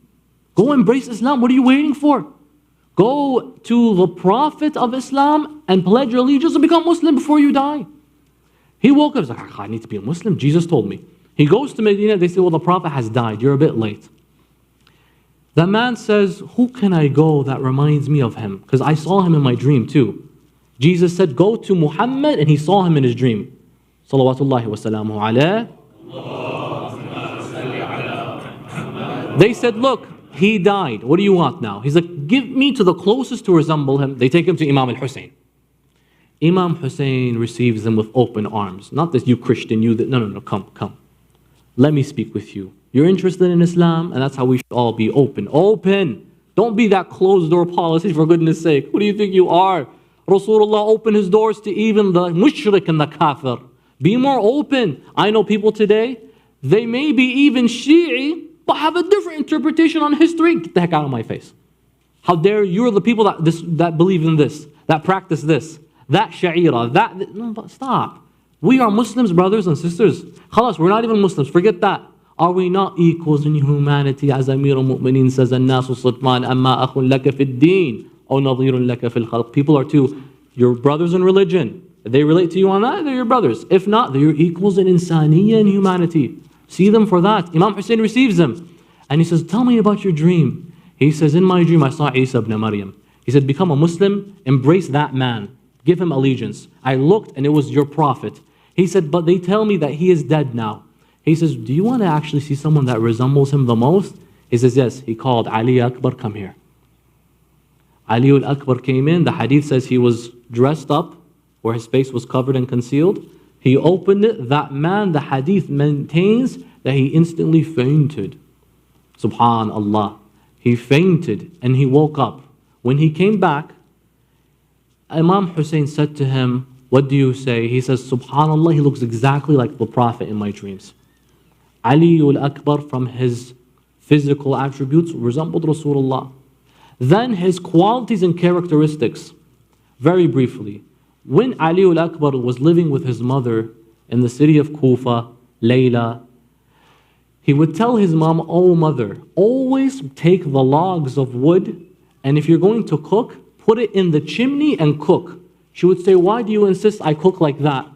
He says, "So that the smoke can come out and those who are outside can see that we are cooking. Maybe a hungry person will knock on our door." Subhanallah.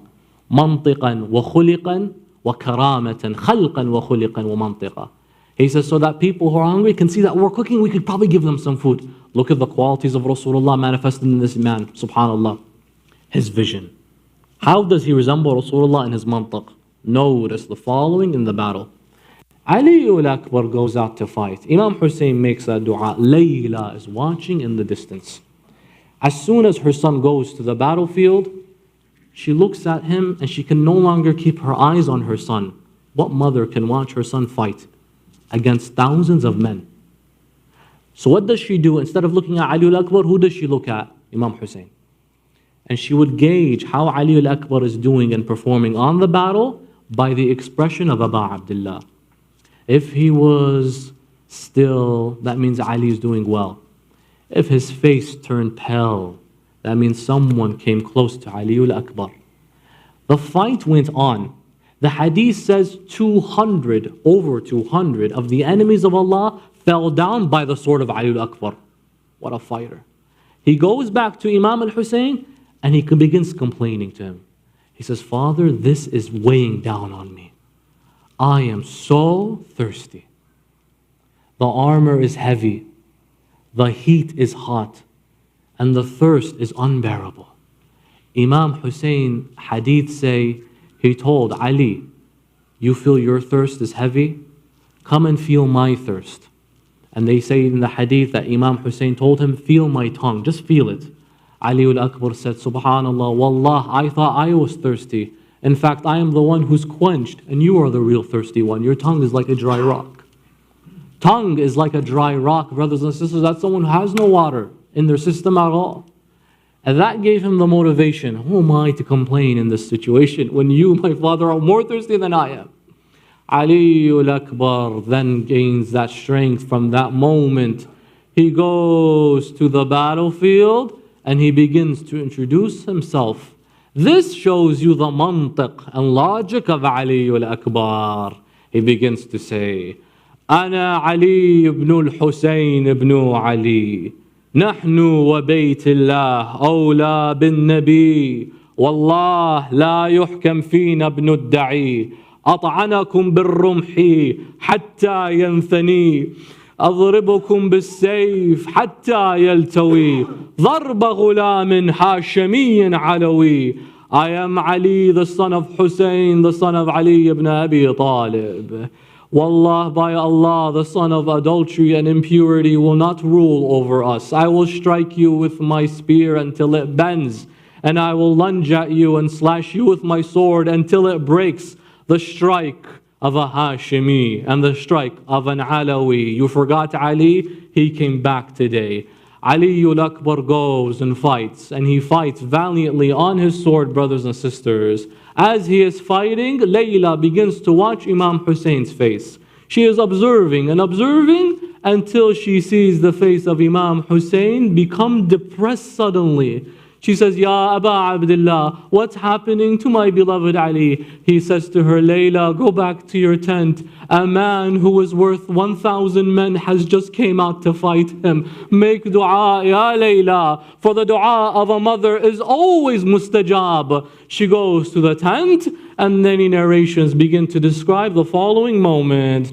She raises her hands and says, "Ya Rad Yusuf إلى يعقوب اللهم بغربة أبي عبد الله اللهم بعطش الحسين يا راد يوسف إلى يعقوب رد علي ولدي علي." Oh, the one who returned Yusuf to Yaqub. Oh Allah, on behalf of the atash and thirst of Abi Abdullah and his loneliness, return my boy Ali to me. That moment Aliul Akbar returned back to his mother. This time he returned to his father. Imam Hussein said, Ya Ali, go back to your mother and Auntie Zainab, tell them your farewells. This will be the last time you return. Aliul Akbar embraces his mother. He embraces Zainab, he embraces Abul Fadl, and he finally embraces Hussein. He goes to the field, he charges at them, he begins to fight them courageously until they see that they are no match for him one-on-one. So they send as many as they can, fields and leagues and waves of soldiers. They begin to rain arrows at Aliul Akbar, the most to resemble Rasulullah. They begin to say, كَأَنَّهُ فَيْلَقُ بَدْرٍ فِي لَيْلَةِ تَمَامِهِ وَكَمَالِهِ. He is like a full moon shining and fighting us like this, as if he is the moon radiating. Is it Ali or is it Muhammad that just returned? Who is this man? And he begins to fight each one that he breaks down and brings away. He says, Allahu Akbar. He begins to fight and fight until the arrows pile on his back. Salamullahi alayh. And one man approaches Ali and lunges his spear towards his side. Salamullahi alayh. Another man comes at him. They begin to attack his horse. Aliul Akbar clenches on his horse. The horse doesn't know what to do. It's becoming scared and hysteric. It takes Aliul Akbar to the side of the enemy. Running that side, they all begin to charge at him. They all begin slashing. He doesn't know where the horse is taking him. He's holding on to him. Then they all, one after the other, begin to cut at Aliul Akbar until he fell off his horse. When he fell, he didn't say Assalamu alayk. He says, Abata alayka minni salam. I don't want to say Assalamu alayk because that means you have to say wa alayka salam. No, don't even disturb yourself. Oh Father, upon you is my salam. Imam Hussein ran to Aliul Akbar. He got rid of the enemies of Allah. He saw his beloved Ali on the floor. He saw the face of Rasulullah drenched with blood. He held on to him. He said to him, Bunay Ali, my beloved son Ali, after your death, what is my purpose of life? Where is the pleasure of this dunya after you leave? When he turned him to the side, he saw that he was holding something on his chest. He moved his hands. He saw the dagger lunge right into the heart of Aliul Akbar. Imam Hussein, they say he turned his face to Najaf. He said, Ya Ali, you had your Khaybar to lift and you lived it. I can't lift this dagger. Come and help me. He looked at his son Ali. He saw him smiling for one moment. Then he saw him crying another. He said, Habibi Ali, why do you laugh and why do you cry? He says, Father Hussein, I smile because I see Rasulullah in Jannah. I am between dunya and akhirah, and I see him holding a pail of water. He says that when you drink, Ya Ali, you will never go thirsty ever again. And here is one reserved for your father Hussein. As soon as he comes, I smile for that, but I cry because I see next to him Fatima. I see Fatima to Zahra. She begins to notice that each time you cry, a teardrop falls. She smacks her face on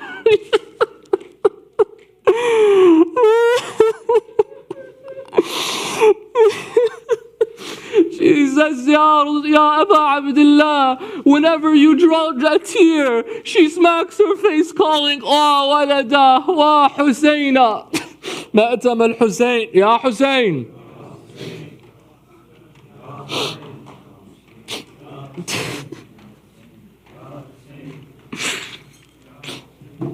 Ya Hussein.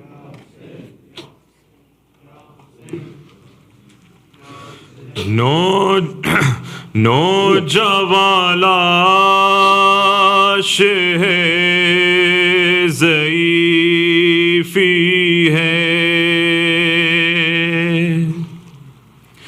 मेरी नज़रों से देख मंज़र को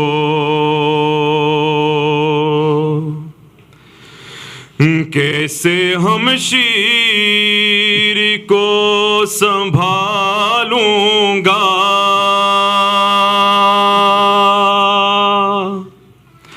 میں سنبھالے ہوئے ہوں اکبر کو،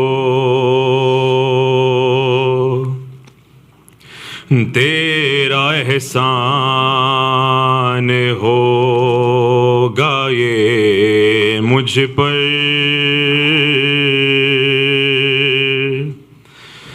ام لیلا سنبھال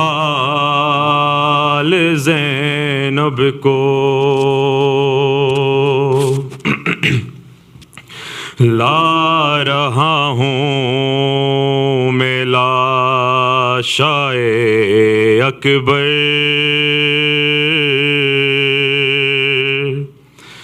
ام لیلا سنبھال زینب کو،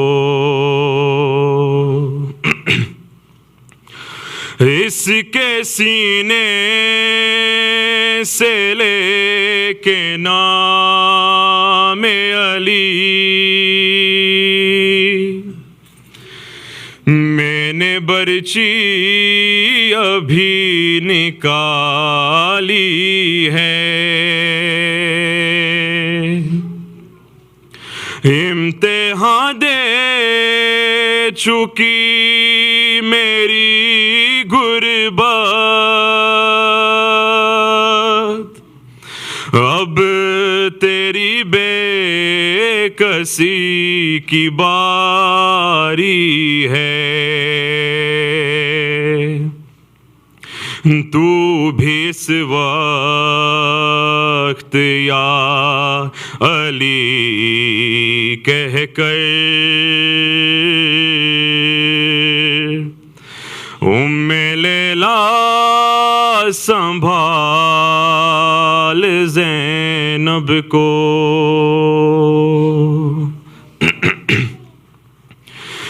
دو نگینے تھے اس کی جھولی میں،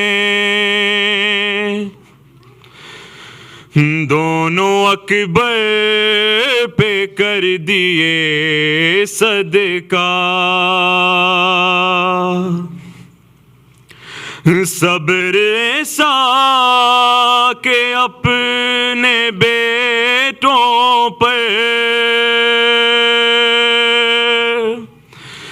میں نے روتے اسے نہیں دیکھا، ہے مگر اب یہ لاشائے اکبر،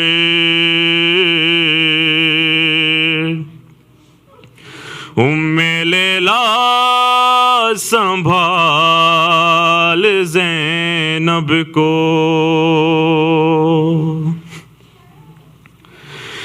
کیسے لاشیں جواں اٹھائے ہو، ایریا خط بناتی آتی ہے، ان نشانوں کو پیچھے پیچھے میرے اماں زہرا مٹاتی آتی ہے، اس کی نظریں نہ دیکھے یہ منظر، ام لیلا سنبھال زینب کو، لا رہا ہوں میں لاشائے اکبر،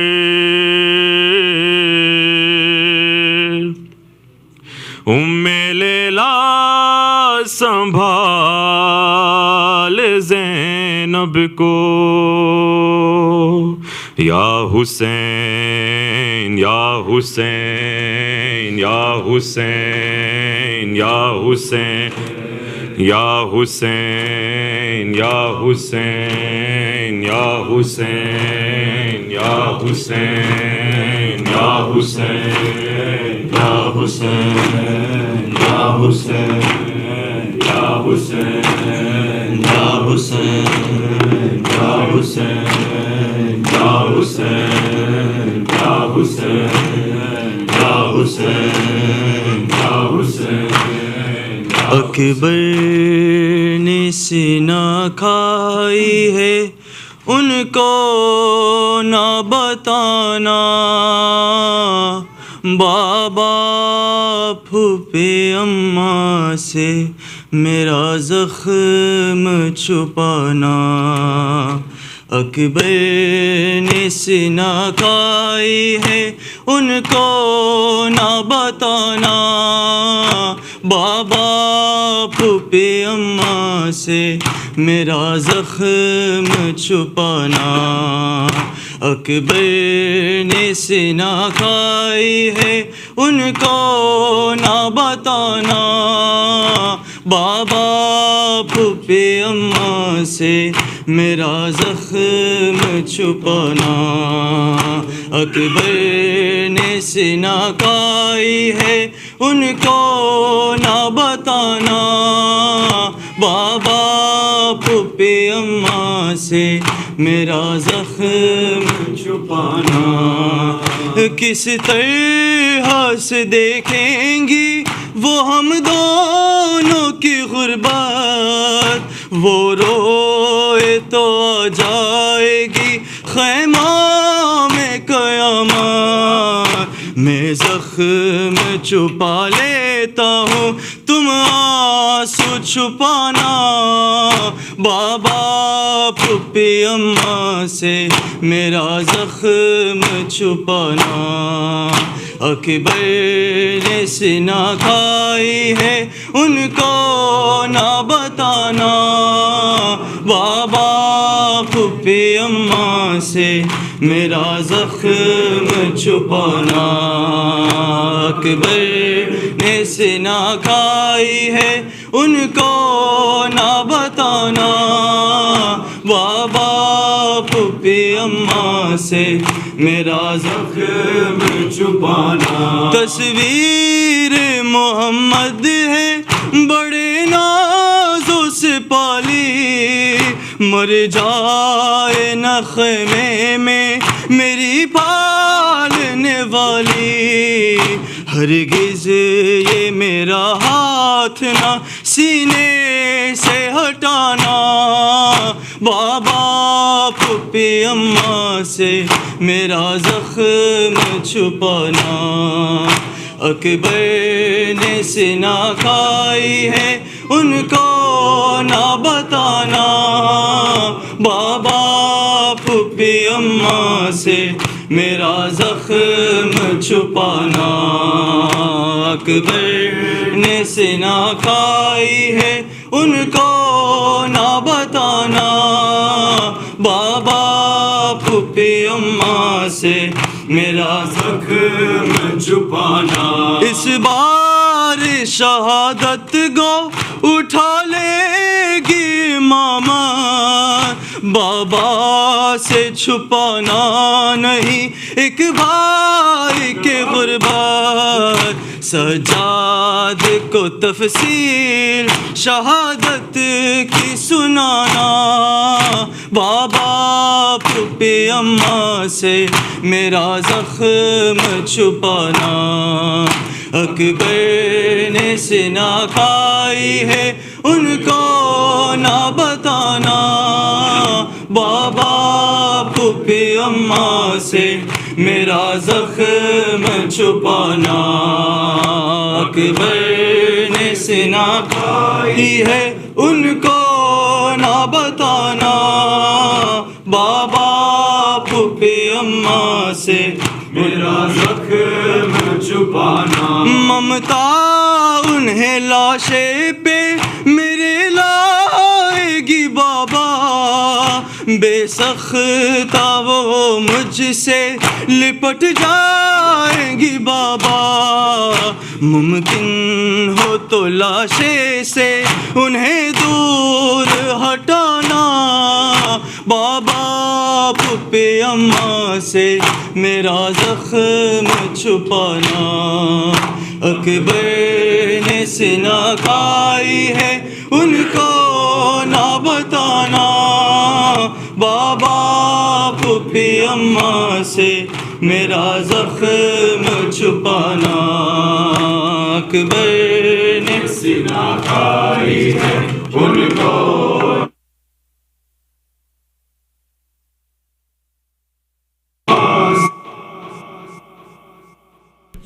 یا حسین یا حسین یا حسین یا حسین یا حسین یا حسین یا حسین یا حسین یا حسین حسین یا حسین حسین یا حسین حسین یا حسین حسین یا حسین ماشاء اللہ یا حسین حسین یا حسین حسین یا حسین حسین یا حسین حسین یا حسین یا حسین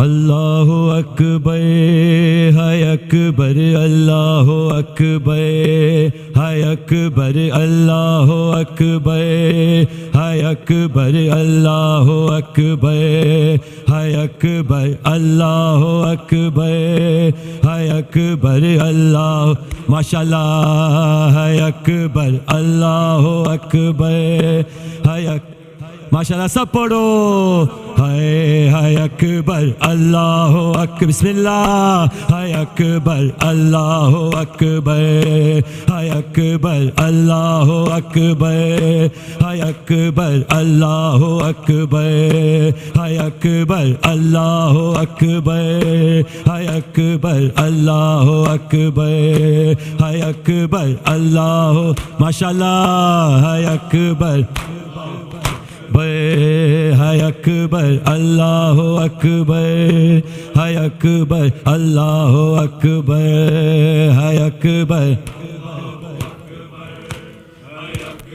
اللہ اکبر ہے اکبر اللہ اکبر بسم اللہ ہے اکبر اللہ اکبر ہے اکبر اللہ اکبر ہے اکبر اللہ اکبر ہے اکبر اللہ اکبر ہے اکبر اللہ اکبر ہے اکبر اللہ زخم دل کے دکھاؤں میں کیسے زخم دل کے دکھاؤں میں کیسے تیرا لاشا اٹھاؤں میں کیسے اکبر میرا سحر والا اکبر اکبر میرا ماشاء اللہ سب پڑھو اکبر میرا سہ والا اکبر اکبر میرا سہ والا اکبر اکبر میرا سحر زخم دل کے دکھاؤں میں کیسے زخم دل کے دکھاؤں میں کیسے ہے تیرا لاشا اٹھاؤں میں کیسے اکبر حسین حسین یا والا ماشاء اللہ اکبر میرا سحر یا والا اکبر اکبر میرا سحر یا والا اکبر اکبر ماشاء اللہ سلامت رہے ماتمی اکبر میرا سحر یا والا زخم دل کے دکھاؤں میں کیسے، زخم دل کے دکھاؤں میں کیسے، ہے تیرا لاشا اٹھاؤں میں کیسے، اکبر میرا سحر والا، اکبر اکبر میرا سحر والا، اکبر اکبر ماشاءاللہ سب پڑھو، اکبر میرا سحر والا، اکبر اکبر میرا لاش اکبر پیشہ جب پہنچے، دل کو ہاتھوں سے تھام کر بولے، تیری فرقت میں اے علی اکبر، آگ دل میں میرے لگا دی ہے، آگ دل کی بجھاؤں میں کیسے، آگ دل کی بجھاؤں میں کیسے، ہے تیرا لاشا اٹھاؤں میں کیسے، حسین حسین حسین اکبر جی ماشاءاللہ میرا سحر والا، اکبر اکبر میرا سحر والا، اکبر اکبر ماشاءاللہ، اکبر اکبر میرا سحر، ہے تو ہے کریل جوان اے بیٹا، باپ تیرا ضعیف ہے کتنا، نور آنکھوں کا ہو گیا رخصت، مجھ کو آتا نہیں نظر خیمہ، لے کے خیموں میں جاؤں میں کیسے، لے کے خیموں میں جاؤں میں، ہے تیرا لاشا اٹھاؤں میں کیسے، اکبر حسین حسین حسین حسین ہاں اکبر میرا سحر والا، اکبر اکبر جی ماشاءاللہ والا، اکبر اکبر میرا سحر والا، اکبر اکبر ہے بھائی بہنوں کا ہے عجب رشتہ، جس کا ثانی کہیں نہیں ملتا، رو کے صغرا نے یہ لکھا اکبر، ایک دکھیا کی لاج رکھ لینا، مر گیا تو بتاؤں میں کیسے، مر گیا تو بتاؤں میں کیسے، ہے تیرا لاشا اٹھاؤں میں کیسے، اکبر حسین حسین حسین حسین اکبر اکبر میرا سحر والا، اکبر اکبر میرا سحر والا، اکبر اکبر میرا ماشاءاللہ، اکبر میرا لطف جینے میں اب کہاں اکبر، دل سے اٹھتی ہے یہ فغاں اکبر، صبح عاشور دی تھی جو تو نے، خون رلائے گی وہ اذاں اکبر، تیری صورت بھلاؤں میں کیسے، تیری صورت بھلاؤں میں، ہے تیرا لاشا اٹھاؤں میں کیسے، اکبر میرا سحر والا، اکبر اکبر میرا سحر والا، اکبر اکبر ماشاءاللہ جی ماتمی، اکبر میرا سحر والا، اکبر اکبر ہے ضبط غم کا وہ حال ہے بیٹا، دیکھوں کیسے یہ زخم سینے کا، میں تو پردیس میں اکیلا ہوں، دیکھ کر زخم کیا کروں بتلا، اس پہ مرہم لگاؤں میں کیسے، اس پہ مرہم لگاؤں میں، ہے ہے تیرا لاشا اٹھاؤں میں کیسے حسین حسین حسین حسین اکبر اکبر میرا سحر والا اکبر اکبر میرا سحر اکبر اکبر میرا سحر ماشاءاللہ سب پڑھو اکبر کرب و بلا سے کرب و بلا سے آتی ہے ہر دم اب تک بس یہی صدا ہل من ناصر ینصرنا ہل من ناصر ینصرنا ہل من ناصر ینصرنا ہل من ناصر ینصرنا ہل من ناصر ینصرنا ہل ماشاءاللہ سب پڑھو ہل من ناصر ینصرنا مولا پکارتے تھے بلند آواز سے ینصرنا ہل من ناصر ینصرنا ہل من ناصر ینصرنا ہل من ناصر ینصرنا ہل من ناصر ینصرنا کرب و بلا سے آتی ہے ہر دم اب تک بس یہی صدا ہل من ناصر ینصرنا ہل من ناصر ینصرنا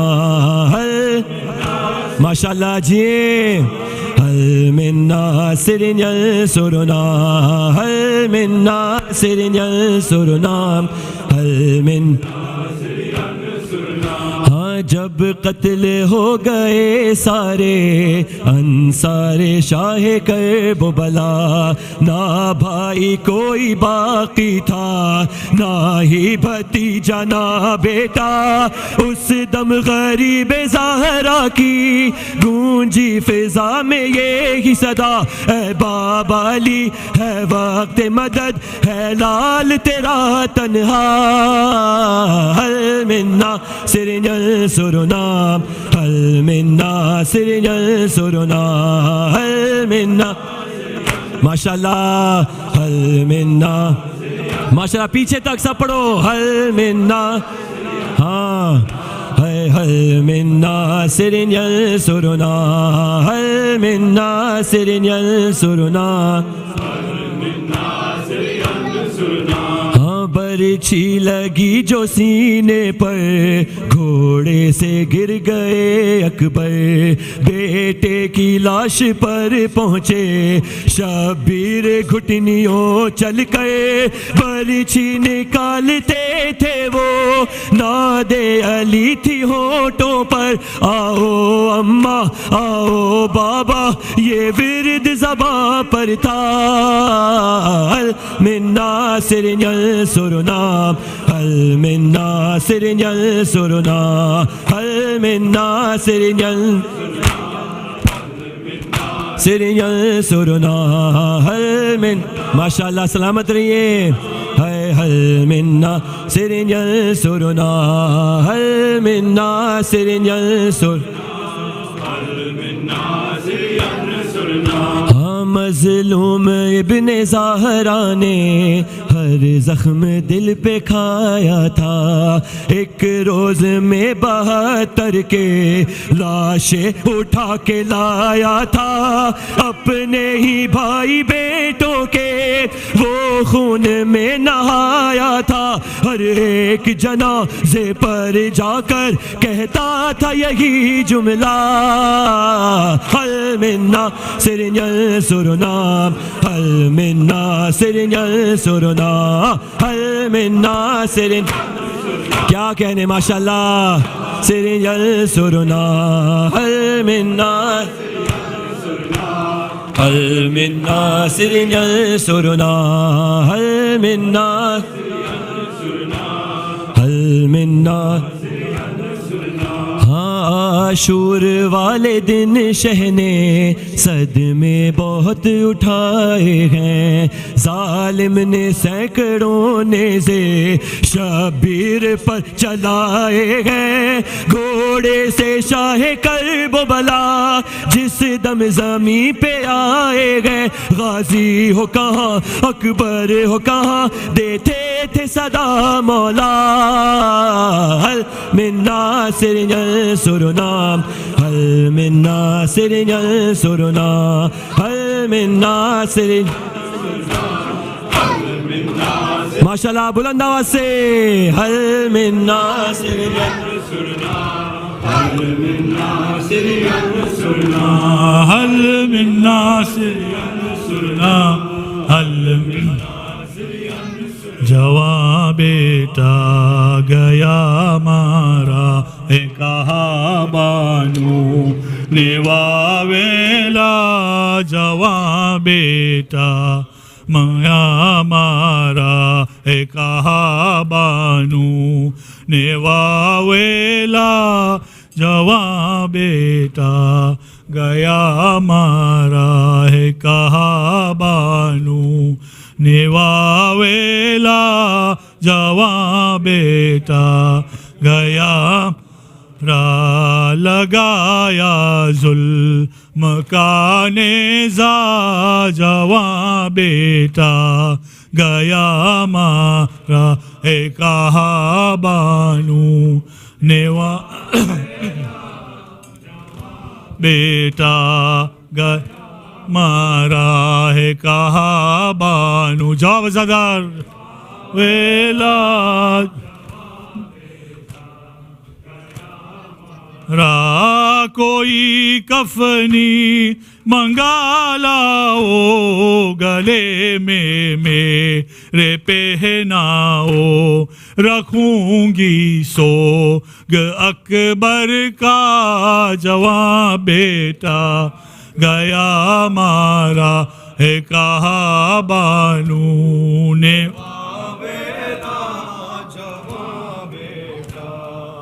یا مارا ہے کہا بانو نے بیٹا، راگ میں اکبر میں روؤں گی، منع کیوں کرتے ہو مجھ کو، رہوں گی جب تلک زندہ، جواں بیٹا گیا مارا ہے کہا بانو نے،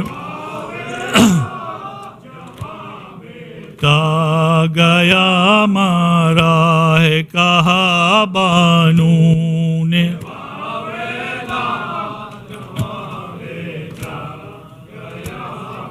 را صفِ ماتم بچھاؤں گی، غمِ اکبر میں روؤں گی، کئی دن کا میرا پیاسا، جواں بیٹا گیا مارا ہے کہا، جواب صدر، جواب مارا ہے کہا بانو نے،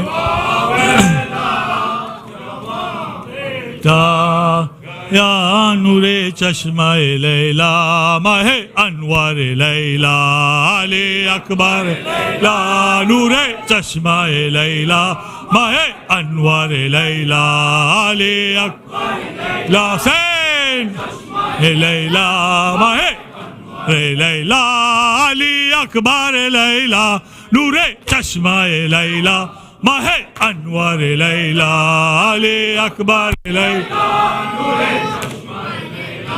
ماہ انوار لیلا، علی اکبر انوار لیلا، تیری شادی رچاؤں، تجھے دلہا بناؤں، یہی امید لیلا، علی اکبر لیلا،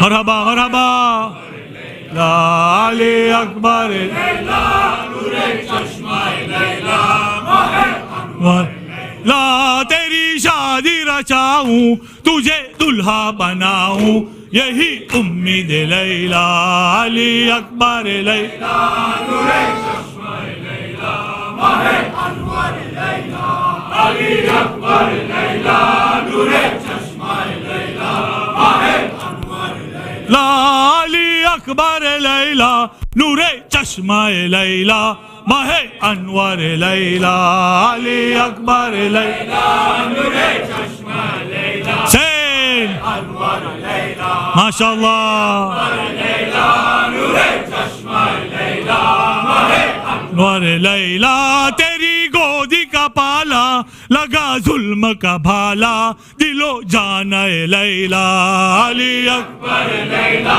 نور چشمہ لیلا ماہ انور لیلا سیشا اکبر لیلا نور چشمہ لیلا ماہ انور لیلا علی اکبر لیلا نور چشمہ لیلا ماہ انور لیلا علی اکبر لیلا نور چشمہ لیلا ماہ انور لیلا علی اکبر لیلا نور چشمہ لیلا ماہ انور لیلا شیعہ بیزنسار بر سبت پیامبر در این حضا و ماتم ای شیعہ بیزنسار بر سبت پیامبر در این حضا و ماتم ای شیعہ بیزنسار بر سبت پیامبر در این حضا و ماتم ای زینب نشاد ای عابد بیمار ای سکینہ زار ای شیعہ بیزنسار ای سبت پیامبر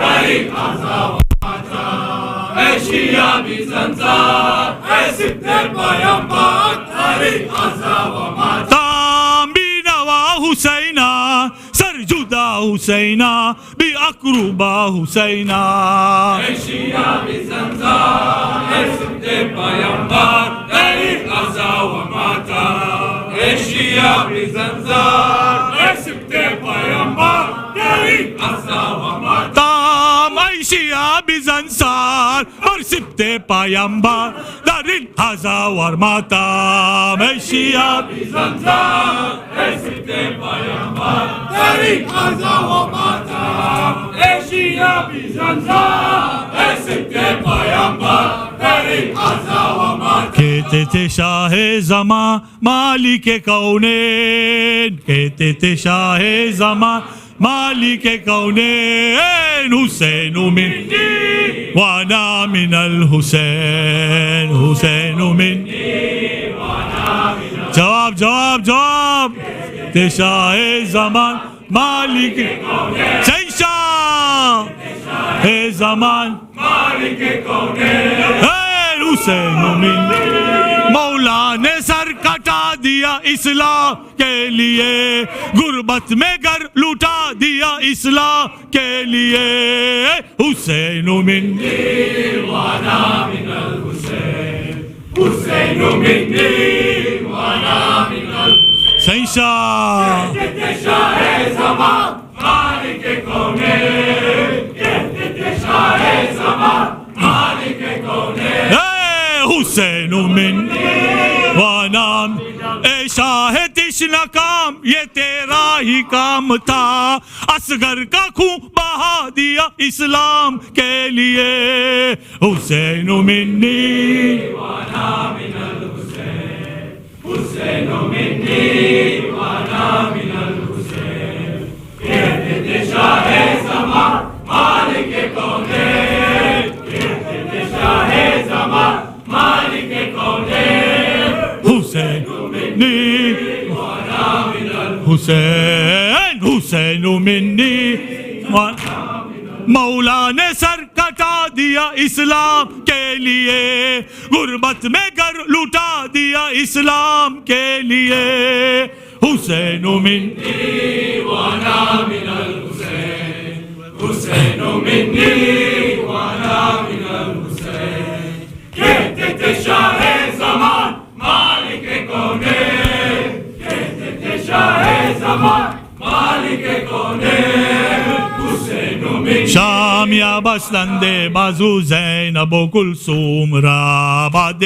قتل شاه گردو سے آتی تھی صدا بعد گردو سے صدا شام بستند بازو زینب اے میرے مظلوم بھیا حافظ و ناصر خدا شام یا بستند بازو زینب و کلثوم را قتل شاہ گردو سے آتی تھی بعد قتل شاہ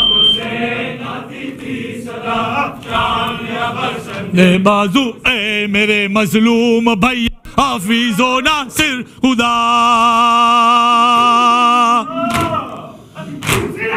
شام یا بستند بازو زینب و کلثوم را شاہ گردو سے آتی تھی صدا بعد قتل شام حسین آتی تھی صدا شام یا بستند بازو اولاد مصطفیٰ را شمر مکن جفا اولاد مصطفیٰ را سینشا سینہ سینہ زدار حسین تشنه لمکم شبر لعیندگاه خوف کن از خدا را باب سکینه ایزا مکش بر خدا را شمر مکن جفارا اولاد مصطفی را شمر مکن جفارا اولاد مصطفی را حسین تشنه مکم شمر مکن جفارا اولاد مصطفی را حسین تشنه لمکم شهید کربلا را شمر مکن جفارا اولاد مصطفی را شمر سے شہزادارو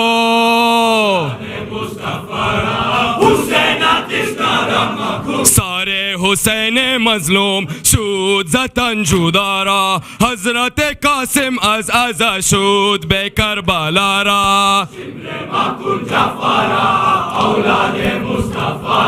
شمر مکن جفارا اولاد مصطفی را حسین تشنه مکن شمر مکن جفارا اولاد مصطفی را حسین تشنه لمکم شهید کربلا را شمر مکن جفارا اولاد مصطفی را شمر مکن جفارا اولاد مصطفی را حسین تشنه کن شمرن لعین دغارا خوف خوناب خدا را باب سکینه زار با خوشتار خدا را شمر مکن جفارا اولاد مصطفی را شمر مکن جفارا اولاد مصطفی را حسین نالا ذبیحن حسین حسینم حسینم حسینم حسین سیشا حسینم حسینم حسین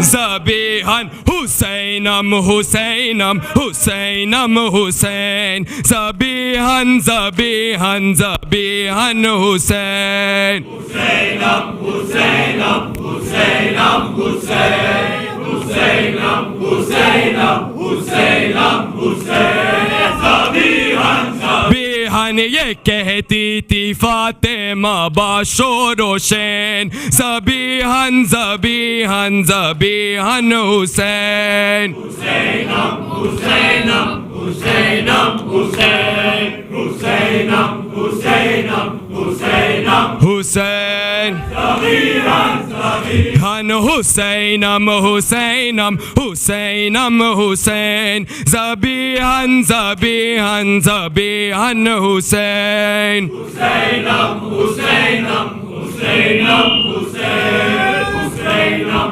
حسینم حسینم حسین ذبیحن سارے حسین مظلوم استن جدا استم روز کربلا استم روز کربلا استم روز کربلا استم روز کربلا استم روز سارے حسین مظلوم شی کربلا ہستم روز شی کربلا ہستم روز سارے حسین مظلوم ہستن جدا ہستم روز کربلا ہستم روز شی کربلا ہستم روز کربلا هستم روز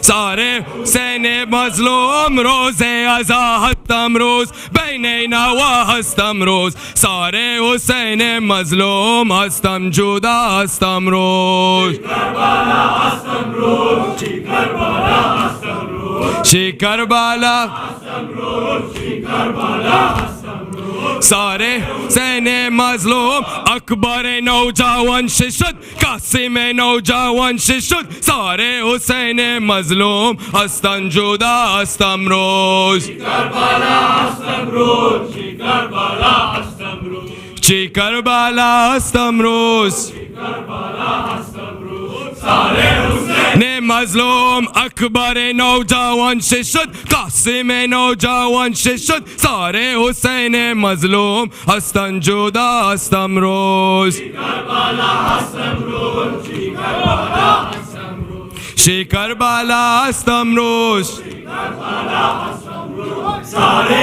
حسین مظلوم زخمی ہے اور پیاسا ہے جزاک اللہ زدارو اور پیاسا ہے راج سیشا سیشا سا ہے راہ خدا میں جلدی کی آگے جانے والوں نے صبح کے ساتھ ہی چھوٹ گئی شام ہوئی اب تنہائی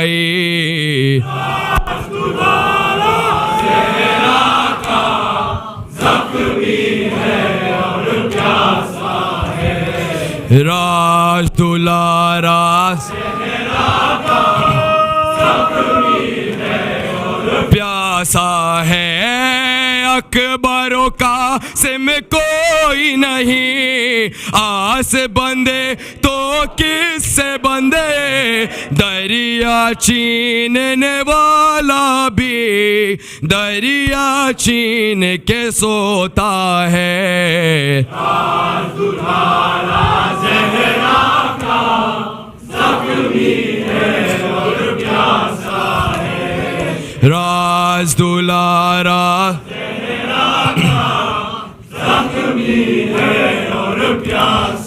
ہے بجھ گئی شم میں قبر نبی دشت بالا کیا روشن ہے پیچھے میں خیمے جلتے ہیں چاروں طرف اندھیارا ہے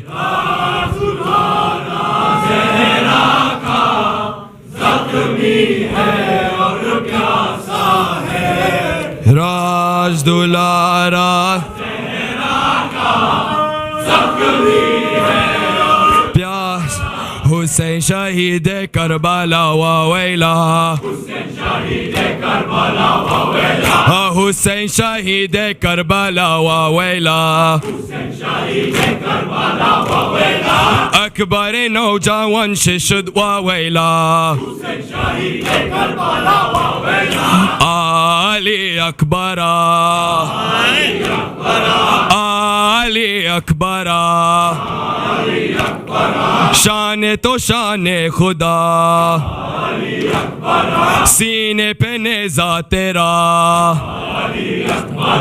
ایک ہی بھائی ایک ہی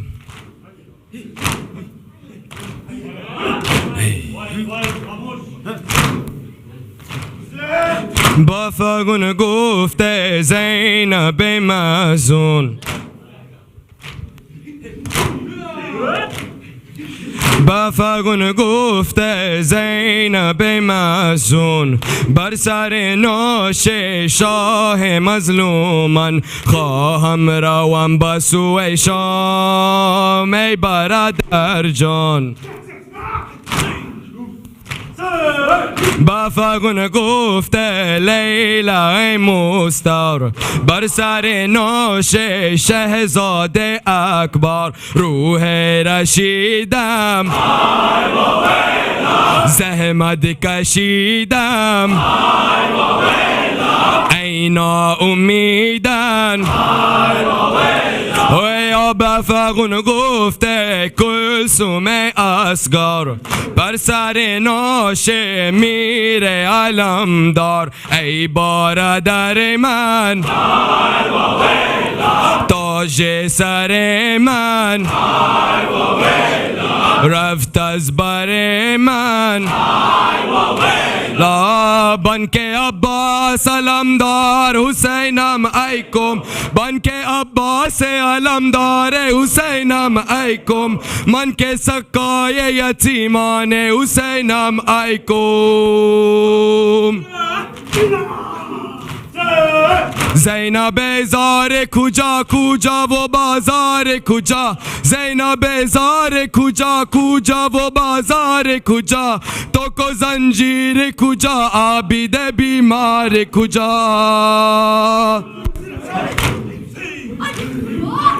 قتل فرزند رسول سکلینم ایکم قتل فرزند رسول سکلینم ایکم نور غشم اسدالله حسینم ایکم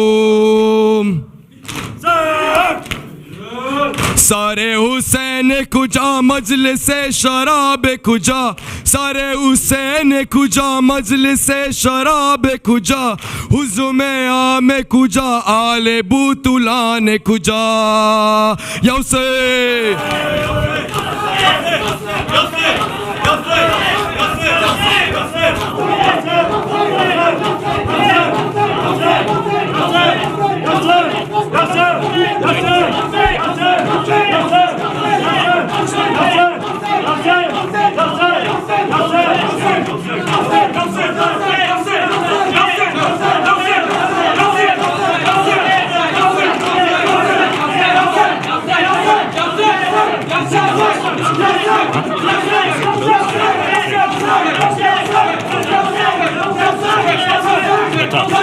یا حسین یا حسین یا حسین یا حسین یا حسین یا حسین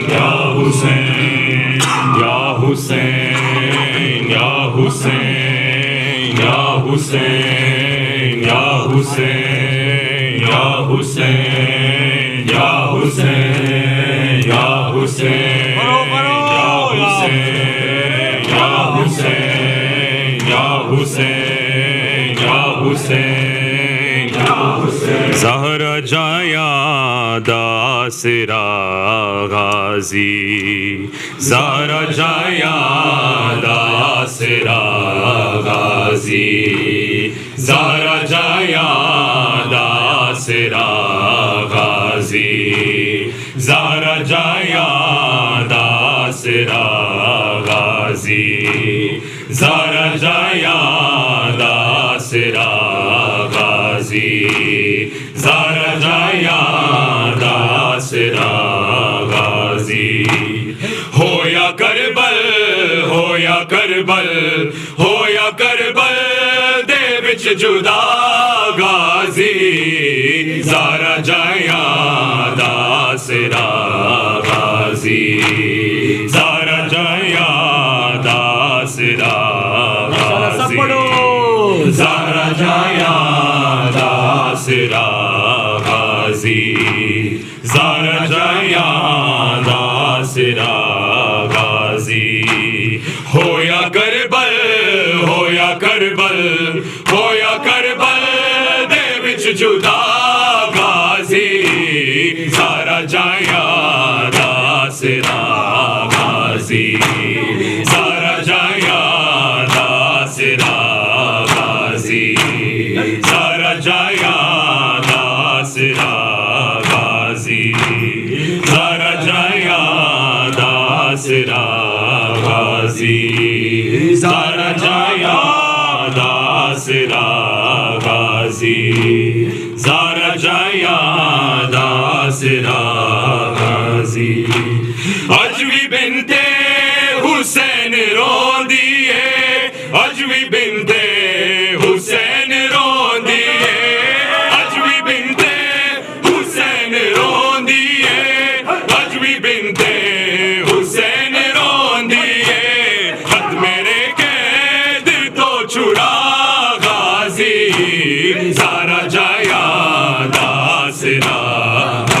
غازی زارا جایا داسرا غازی زارا جایا داسرا غازی زارا جایا داسرا غازی زارا جایا داسرا غازی زارا جایا داسرا غازی سر تو زینب دلے گئی چادر سر تو زینب دلے گئی چادر سر تو زینب دلے گئی چادر سر تو زینب دلے گئی چادر سر تو مقتل نو تر پیا غازی زارا جایا داسرا غازی زارا جایا داسرا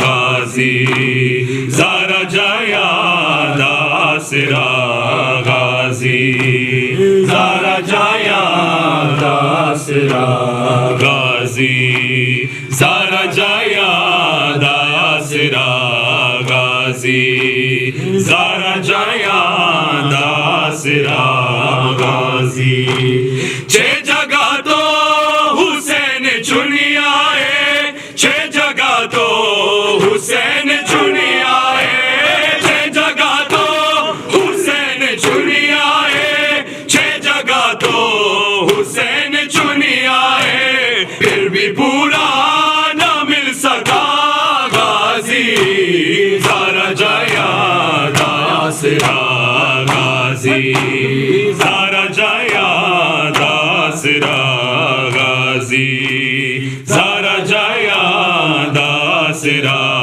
غازی زارا جایا داسرا غازی زارا جایا داسرا غازی زارا جایا داسرا غازی ہو یا کربل ہو یا کربل ہو یا کربل دے وچ جدا غازی زارا جایا داسرا غازی زارا جایا داسرا غازی زارا جایا داسرا غازی زارا جایا داسرا غازی میری چادر خدا دا پردہ ہے میری چادر خدا دا پردہ ہے میری چادر خدا دا پردہ ہے میری چادر خدا دا پردہ ہے میری چادر میری چادر میری چادر دی تو بقا غازی زارا جایا داسرا غازی زارا جایا داسرا غازی زارا جایا داسرا غازی زارا جایا داسرا غازی زارا جایا داسرا غازی شمر رج رج حسین کو مارے شمر رج رج حسین کو مارے شمر رج رج حسین کو مارے شمر رج رج حسین کو مارے جان دائے نہیں ریا غازی زارا جایا داسرا غازی زارا جایا داسرا غازی زارا جایا داسرا غازی زارا جایا داسرا غازی زارا جایا داسرا غازی زارا جایا داسرا غازی اجوی بنتے حسین رو دیے اجوی بنتے حسین رو دیے اجوی بنتے حسین رو دیے اجوی بنتے حسین رو دیے حد میرے کے دل تو چرا غازی زارا جایا زارا جایا داسرا غازی زارا جایا داسرا غازی زارا جایا داسرا غازی زارا جایا داسرا غازی زارا جایا داسرا غازی سر تو زینب لے گئی چادر سر تو زینب لے گئی چادر سر تو زینب لے گئی چادر سر تو زینب لے گئی چادر سر تو مقتل نو در پیا غازی زارا جایا داسرا غازی زارا جایا داسرا غازی زارا جایا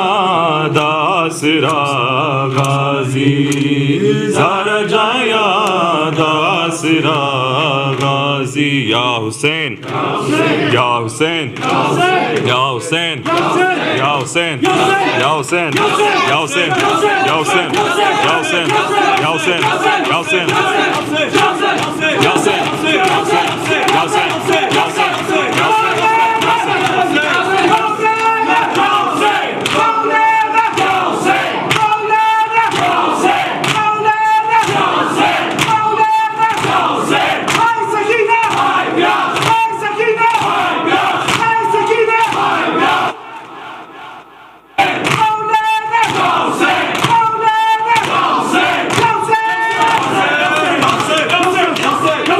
محمد وآل محمد صلوات.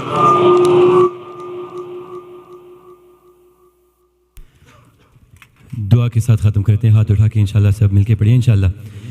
کہ یا مرتضی علی مجھے دنیا کا غم نہ ہو لیکن غم حسین میرے دل سے کم نہ ہو. یا مرتضی علی مجھے دنیا کا غم نہ ہو لیکن غم حسین میرے دل سے کم نہ ہو. بلند آواز سے یا مرتضی علی مجھے دنیا کا غم نہ ہو لیکن غم حسین میرے دل سے کم. خوشیوں سے دور ہو کر جیتا رہوں گا مولا اس غم سے دور ہو کر جینا سکوں گا مولا. کوئی خوشی نصیب میں چاہے رقم نہ ہو لیکن غم حسین میرے دل سے کم نہ. یا مرتضی علی مجھے دنیا کا غم نہ ہو لیکن غم حسین میرے. وہ دن بھی جلد آئے اے دو جہاں کے صاحب روتا ہوا نجف سے کرب و بلا کی جانب. اتنا چلو کہ بس میری سانسوں میں دم نہ ہو لیکن غم حسین میرے ہو. یا مرتضی علی مجھے دنیا کا غم نہ ہو لیکن غم حسین میرے دل سے کم نہ. مشکل کشا تمہیں کو میں مانتا ہوں مولا سب پر کرم کیا ہے یہ جانتا ہوں مولا. بے شک میری حیات میں کوئی کرم نہ ہو لیکن غم حسین میرے دل سے کم نہ ہو. یا مرتضی علی مجھے دنیا کا غم نہ ہو لیکن غم حسین. شبیر کے لیے ہی مانگا تھا میں نے غازی، شبیر کے لیے ہی مانگا تھا میں نے غازی، ام البنی کے لب پر بس ایک یہ دعا تھی، جب تک جیوں مجھے میرے غازی کا غم نہ ہو، لیکن غم حسین میرے دل، آخری بار بلند آواز سے، یا مرتضیٰ علی مجھے دنیا کا غم نہ ہو، لیکن غم حسین میرے دل سے کم نہ ہو۔ الفاتحہ۔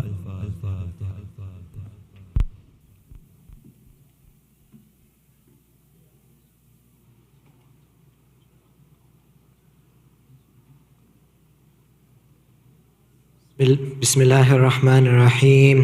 السلام علیکہ یا رسول اللہ، السلام علیکہ یا امیر المؤمنین، السلام علیکہ یا فاطمة الزہراء سیدتی نساء العالمین، السلام علیکہ یا خدیجة الکبریٰ، السلام علیکہ یا حسن المجتبی، السلام علیکہ یا ابا عبداللہ الحسین وعلى 9 المعصومین من ذریتک، علی ابن الحسین ومحمد ابن علی وجعفر ابن محمد وموسیٰ ابن جعفر وعلي ابن موسى ومحمد ابن علي وعلي ابن محمد والحسن ابن علي والحجة ابن الحسن، وعجل الله فرجه وسخر الله مخرجه وظهورك۔ السلام عليكم ورحمة الله وبركاته۔